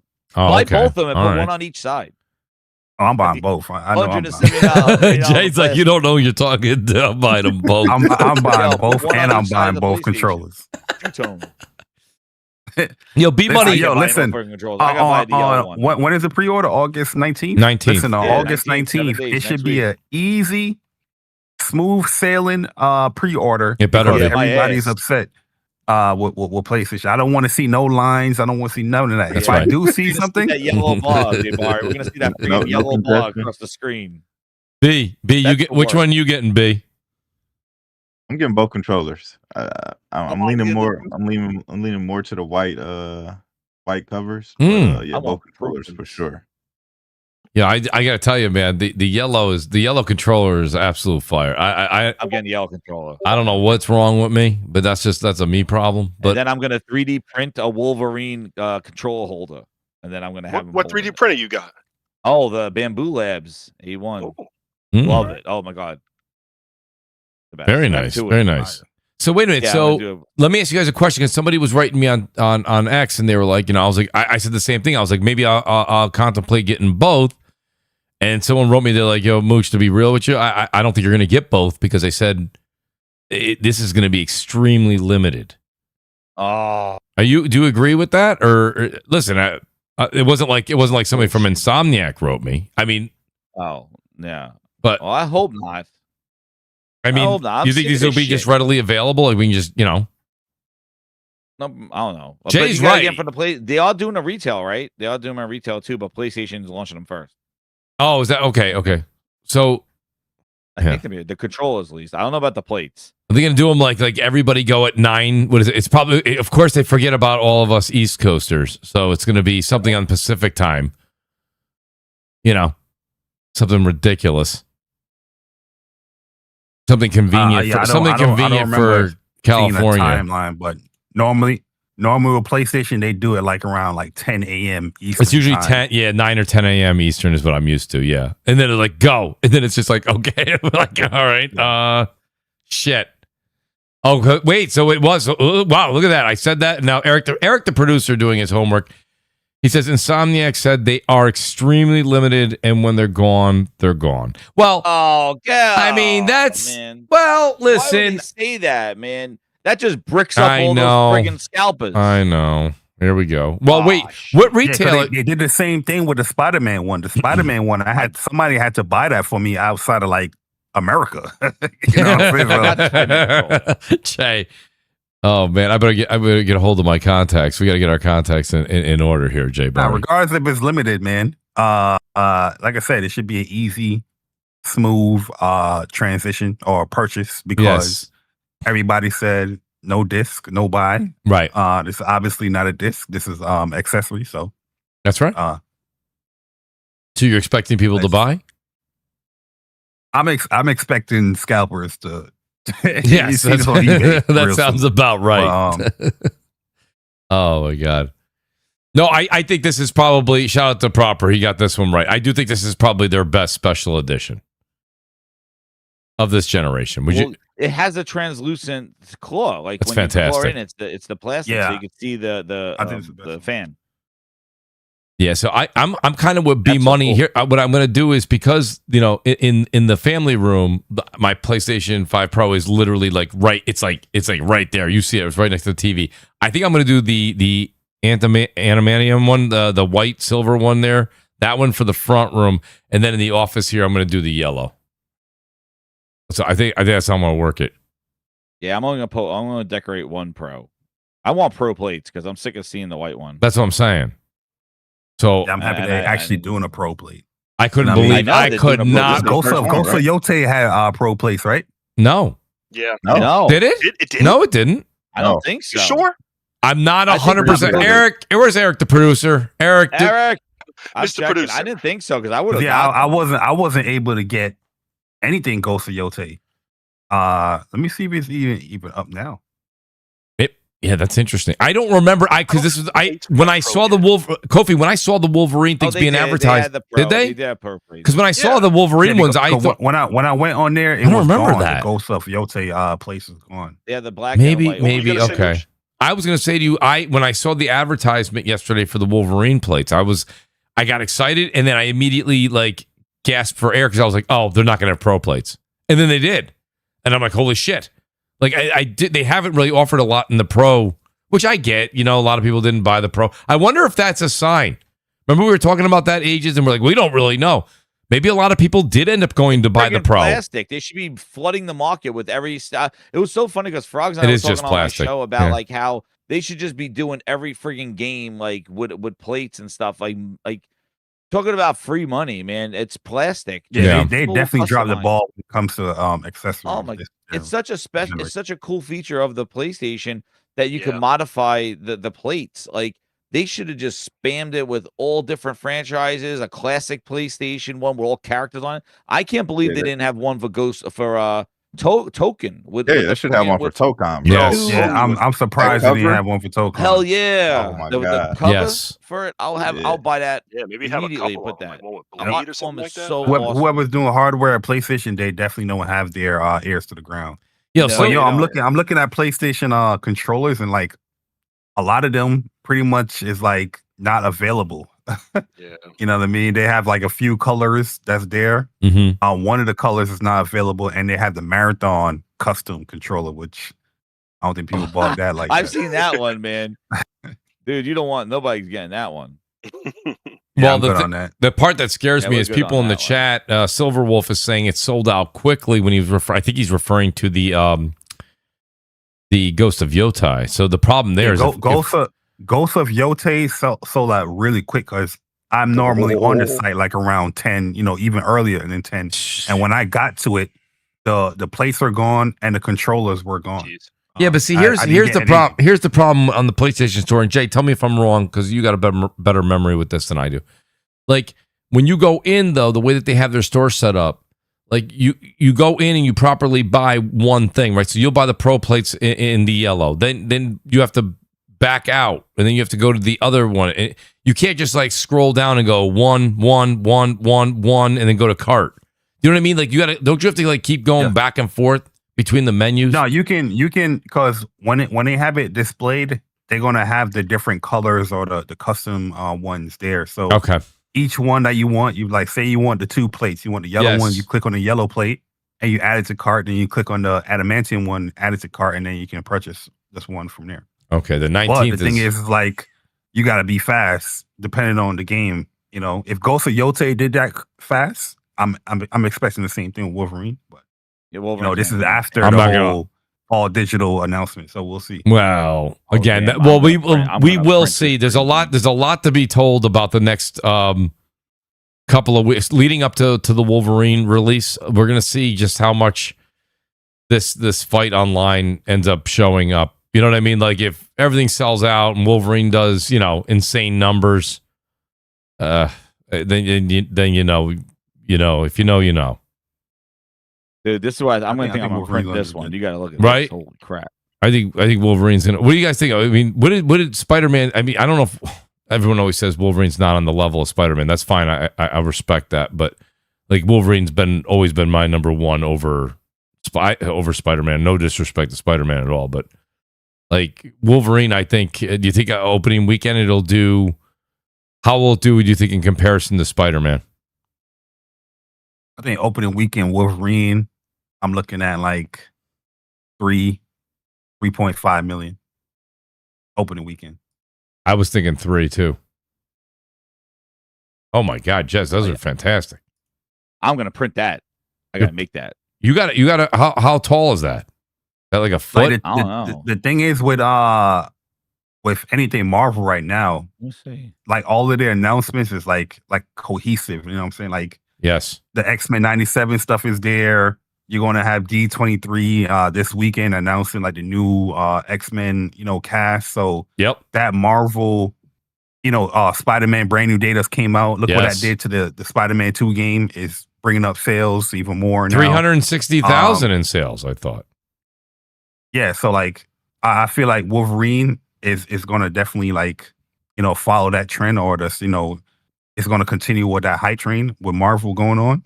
And I think a lot of people interested now. It's a number 4 best-selling game or pre-order right now. It's beating out Call of Duty right now. So that's wild. That's wild. Listen, a lot of people were like, "Oh no, it's not going to touch Spider-Man numbers." I'm like, I don't know about the overall number, but I think it's going to do a real race at the beginning. Wolverine's just big. I mean, Deadpool and Wolverine, that movie killed. And it's a mature game, and there's not a lot of mature Marvel games, so that might entice. Shout out to Powler29 says Wolverine previews tomorrow, folks. There you go. Another great day. Yeah, I think it is tomorrow. But like I said, everything is lining up with the D23 is going to be Phantom big. Blade Zero, dude. You see that? That looks fantastic. Oh yeah. Holy shit. I don't want to see anymore. I don't want to see it either. I don't want to see it anymore. I don't want to see it anymore either, but I know I'm going to watch it. I don't want to. Like I was like, I got he's fighting on the horse. I'm like, that's it. I'll just fast forward it. I don't want to see anymore. I've been saying I don't want to see more for that game, and every day, every demo, every trailer I watch. Dude, what do you guys? The music it looks better and better every time. Every time. It looks so slick. So I know you guys are going to throw tomatoes at me, but like the Ghost of Yotai, the DLC that was announced, I got to say that's amazing. That's great, but it's like I don't always go back to play that. Like maybe I will eventually. I don't know. I don't know if I'm going to run to it the minute it comes out. Play Ghost of Yotai. Get ready for the DLC. Did you really? Oh yeah, I'm ready for that DLC. I'm getting that too, man. And it's on discount too. I think it's $12. I don't know. I haven't seen it. Oh, I didn't see. Yeah, it's $14. I saw $14.99. Is it 12 with PS Plus? You pre-order. Oh yeah, I had somebody was complaining to me earlier. Was like, oh, so you have to pay extra for more content?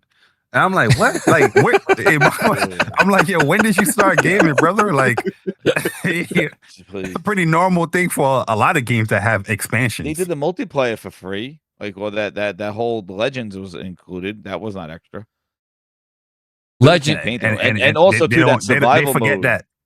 Jaguar, you see that they're adding like a rogue mode to it, like a rogue-like mode? Yeah, they have a most wanted. I've noticed that they've been doing that with not all yeah, of them. They were majority of I big games. love that God of War one.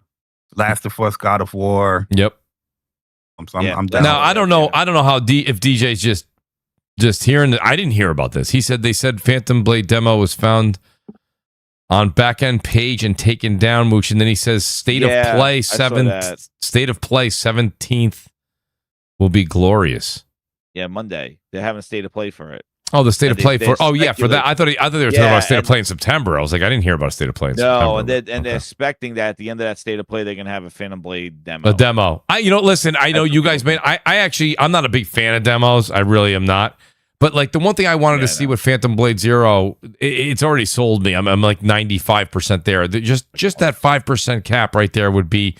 I just want it to separate itself from Fallen Feathers and separate itself from Black Myth Wukong. Like I just want it more like a Stellar Blade. From everything I hear, it does. It's more action based. Yes. Yeah, it looks like a Stellar Blade. Like that's what I feel like. Stellar. Yeah, almost. I want more like that Devil May Cry fight with more of that, inspiration. It looks more Ninja Gaiden. Ninja Gaiden, yes, that's fine. Thank you, B. I don't know if you watch Maximilian Dude. He had a preview about it like a couple of months ago or probably last year, and he was like, "Yeah, the game plays nothing like a Souls game. Is every action you're doing, and there's no stamina bar or nothing like that." So okay, good. That's all I needed. That was that 5% I'm talking about, Jay. That's the first thing I look for is a stamina bar. I'm like, stamina bar, not playing. Yeah. I don't like stamina bars. I just want we go crazy with. So wait, what's the new release date on that? It's end of October. It's October. Halloween, I think. Yeah, it's like October 20 something. October 20. Yeah, all right, 26th, 27th, or something like that. Okay, all right.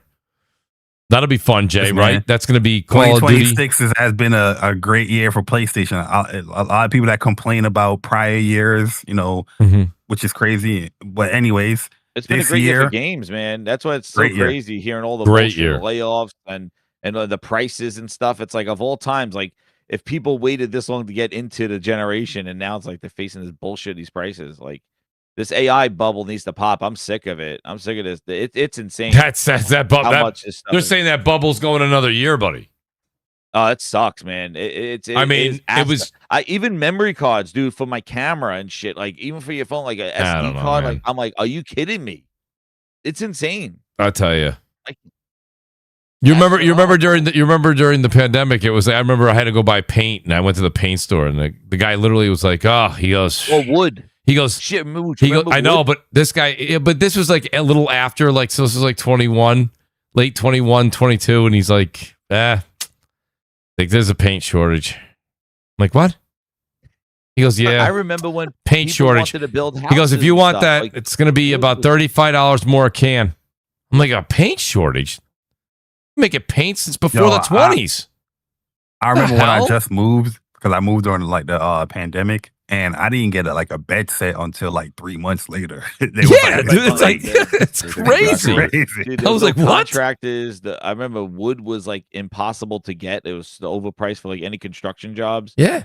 Like it was insane. It was crazy. And, they did. But They took my money quick though. But yes, they did. Jay. My thing for this, dude. My thing for this AI stuff is like the goofy shit that we do with AI. Like the fact that it's taking up so much resources to make some goofy ass thumbnails and shit.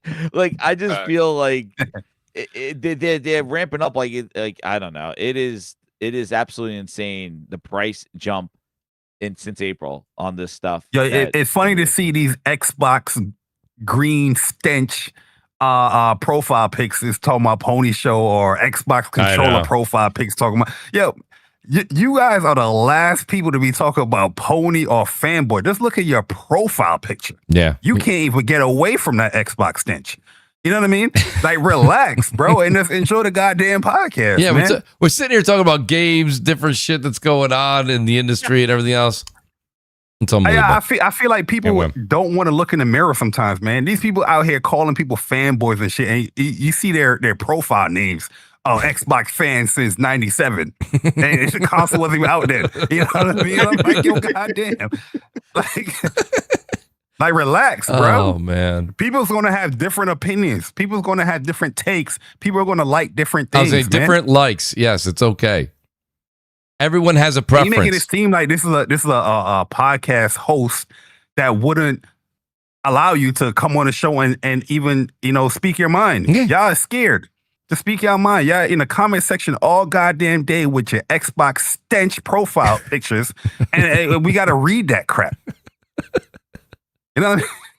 He's not gonna read it. My bad, Mooch, man. That's okay. I just saw the green and I got pissed off. He said Pony Show. I was like, what are you talking about? He just got here too. Nobody's out here even like bashing Xbox or anything like that. Yo, people have freely spoken about Gears. They're freely spoken about a whole bunch of things. And here you go with a random Pony Show. Laugh out loud. Your ugly ass profile pic. The ones that are making fun of us, they're the ones that probably haven't played. Literally, we put it. I don't know how many hours. I at least have minimum. I don't know. What was the stream? The stream was like 6 hours, and I played another 3. I got about 9 hours into the beta of the early access E-Day multiplayer, and I beat Halo Campaign Evolved in the past week on Legendary. But these guys come in here, they're like, look at this. Look at this. It's crazy. It's crazy, man. It's hysterical. It really is. Even B Money, I'm like, yo, B, where are you for Gears? He's like, day one. And B, you gotta add S's to that, not H's, brother. Yeah, I guarantee if he ever come on this show, Mooch, he's gonna hey Nick. We'll talk about, if I don't hear your voice, don't talk about anybody else's voice. Nerd. My bad. That's okay. Shout out to T-Rock. Don't forget to take proper dump daily. Oh man. Well, listen, I'll say this much. I told these guys, I said, listen, I'm going on a small trip. I said, that's why we're not doing a Thursday show this week. I said I'll get you guys out by 9:30. I tried to keep my word, but you know, just like a typical New Yorker, Jay, I show up late and I leave late. So I apologize in advance. But nonetheless, I want to say shout out to this great panel. Thanks to these guys in the chat. And a few guys had to leave early. Guys, give Brap some shit. We got to get Brap back on the show. Hopefully, Nib and DS are back next week. I am going to have another Wednesday show next week, and then we're back to Thursdays. I thought I was going to be able to get back to Thursday next week, but we're going to do another Wednesday, and then we'll be back to Thursdays after that. So I apologize, but I have a work event on Thursday next week. There's no way I can get out of it. So I don't want to miss. There's going to be a lot of news to talk about, a lot of games, a lot of stuff to talk about. So with that being said, I'll go in reverse order here and say shout out to the great B Money. B, listen, I love having you on the show, B. I wish you could make it more. I know you got a lot of commitments too after work. But B, listen, I always hit you up if you can make the show. And I don't write me. Be like, I'm free this week. I don't give a shit. Even if I'll take myself off the show to put you on the show. All right, B, just let me know. I love it when you're on, man. I got to meet you over on Brap, and it's been harmony ever since. So B, let people know where they can find you, and thanks for being with us tonight. Yeah, I'm just glad I could make it, man. My day has been crazy busy. They changed my son's I know, last minute too. schedule, and my daughter had a scrimmage, so just running around with the kids, man. You know, life of a parent is always crazy. Yes, sir. Glad I was able to make it. If you want to find me, you can find me at B Money 101, just about everywhere. And great conversation as always. And hopefully I can make it around back here pretty soon. So thanks again, and I'll see you guys soon. I appreciate it, B. I'm going to be bothering you in those DMs like I usually do. So shout out to B for putting up with me. Shout out to the DeFloyd, too, in the chat. He goes, great show. Thank you, DeFloyd. Appreciate you being here as always. Guys, please hit that like button on the way out. Shout out to the great creative Kofi. Kofi, always great to have you as well, buddy. We made a great deal where you were like, hey, first Thursday of every month. And then you said that. And it was like, you give someone an inch, they take a mile. So I was like, you know what? I'm just going to write Kofi every couple weeks and see what lands. But Kofi, listen, it's always great having you here. You play games, you know the history of it. And actually, you bring some education because you bring a lot of what's going on overseas into our lives over here in the States. So Kofi, thanks for being here tonight, buddy. Let people know they can find you. And I'm hoping you can be on before even the next Thursday of September. Always love the hospitality. Thank you so much, Mooch, man. Yes, every Thursday, as usual, you can catch me at creative_Kofi on Twitter. Always playing great import games. Legend of Heroes comes out next month. Second chapter, definitely pick it up. And see you online. Appreciate that, Kofi. Big shout out to the great Showstopper. Show, I haven't seen you. Showstopper in the building. Yeah, Show, he's right there. He says, great show as always. Yo, Show, thank you so much, man. Great to see you. Hope you and the family are doing well. Yeah. Man, that is a blast from the past. Show, hit me up on X. Right there, man. Hit me up on X. We got a game and catch up. Shout out to Showstopper. Oh, my God. That's great. That's one of the original. That's OG right there. Shout out to Show. Great to have the great Jay Barry with us as well. Jay Barry, Mr. New York himself. We got to go ahead and get we got to get some gaming time in together, Jay. I just got to tell you, miss those times. If it has to be Call of Duty, then it has to be Call of Duty. That's just the way it is. Yeah, to be honest with you, I'm a Marvel Tokon. I'm going to be Marvel Tokon a lot. He's like, I don't know if I'll be getting over to that. Tournament here for as well. So I'm going to be playing a lot off Marvel Tokon, especially this weekend, where I'm just going to dive into a lot of the characters. But I know the Call of Duty beta, depending on where I download Call of Duty beta, if I don't know if I'm gonna play it next weekend, but we'll see. If I redeem the whole Discord Nitro thing, then maybe I'll do it as a PC playthrough. But I'll let you know. But I do have a tournament that weekend on Saturday for Marvel Tokon. If anybody wants to participate, you can just go to my Twitter page at jbarry_. It is the pinned tweet where you can sign up, or if you just want to enjoy a tournament. Showcases some Marvel Tokon, just come on through on the channel and enjoy the display of great gameplay for the game. But yeah, man, I definitely appreciate the invite. Like I said, it's been a minute.